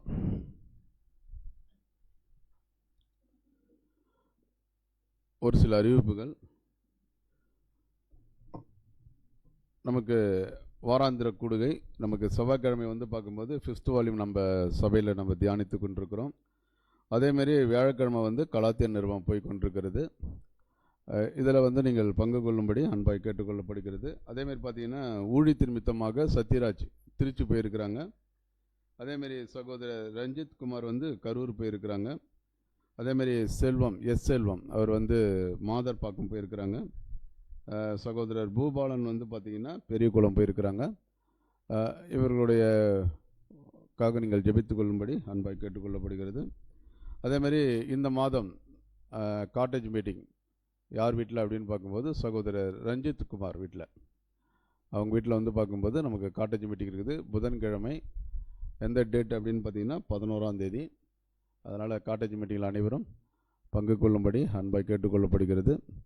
அடுத்து இன்னொரு அறிவிப்பு என்ன அப்படின்னு பார்த்தீங்கன்னா, கள்ளக்குறிச்சியில் வந்து பார்க்கும்போது புதிதாக ஒரு பேசிக் லெசனாக ஸ்டார்ட் பண்ணுறாங்க. அது யார் அதை நடத்துகிறாங்க அப்படின்னு பார்க்கும்போது தியாகதுருகம், அடுத்து வந்து பார்க்கும்போது திருக்கோயிலூர். இவங்க 2 பேரும் சேர்ந்து தான் என்ன பண்ணுறாங்கன்னா கள்ளக்குறிச்சியில் புதிதாக ஒரு வேத வகுப்பு ஆரம்பிக்க போகிறாங்க. அதுக்கு வந்து பார்க்கும்போது அடுத்த வாரம் வந்து பார்த்திங்கன்னா 15ஆம் தேதி, அதேமாரி வந்து 22ஆம் தேதி நோட்டீஸ் கொடுக்கணும். அதுக்கு வந்து நீங்கள் உங்களுடைய பேர்கள் என்னது, யார் யார் போக நோட்டீஸ் கொடுக்க விருப்பம் இருக்கிறதோ அவங்க வந்து உங்களுடைய பேர் என்னது கொடுக்கும்படி அன்பாய் கேட்டுக்கொள்ளப்படுகிறது. அடுத்து வந்து நமக்கு கலந்தாய்வு. இந்த வாரம் வந்து பார்க்கும்போது போன வாரத்தினுடைய தொடர்ச்சி தான் நம்ம இப்போ என்ன பண்ண போகிறோம், முந்தின வாரத்தினுடைய தொடர்ச்சி இல்லைங்களா? சரி, அதில் வந்து நம்ம எது வரைக்கும் பார்த்துருக்குறோம் அப்படின்னு பார்க்கும்போது இயேசு கிறிஸ்து பேப்டிசம் எடுத்து தண்ணியிலேருந்து என்ன பண்ணார், ஆமாம் கரையேறினார். அடுத்து வானம் திறந்தது, புறா வந்து என்ன பண்ணிச்சு உட்கார்ந்தது, மேலேருந்து ஒரு சத்தம் என்ன பண்ணிச்சு.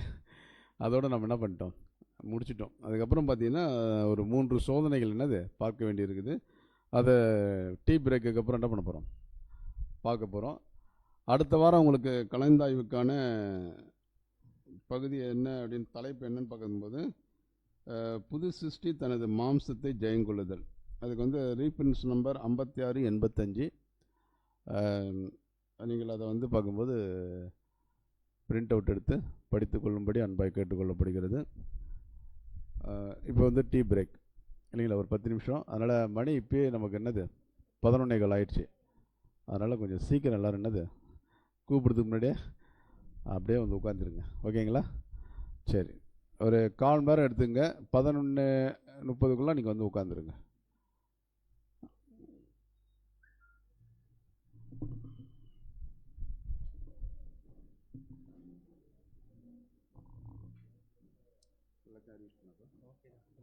தொண்டை கட்டினா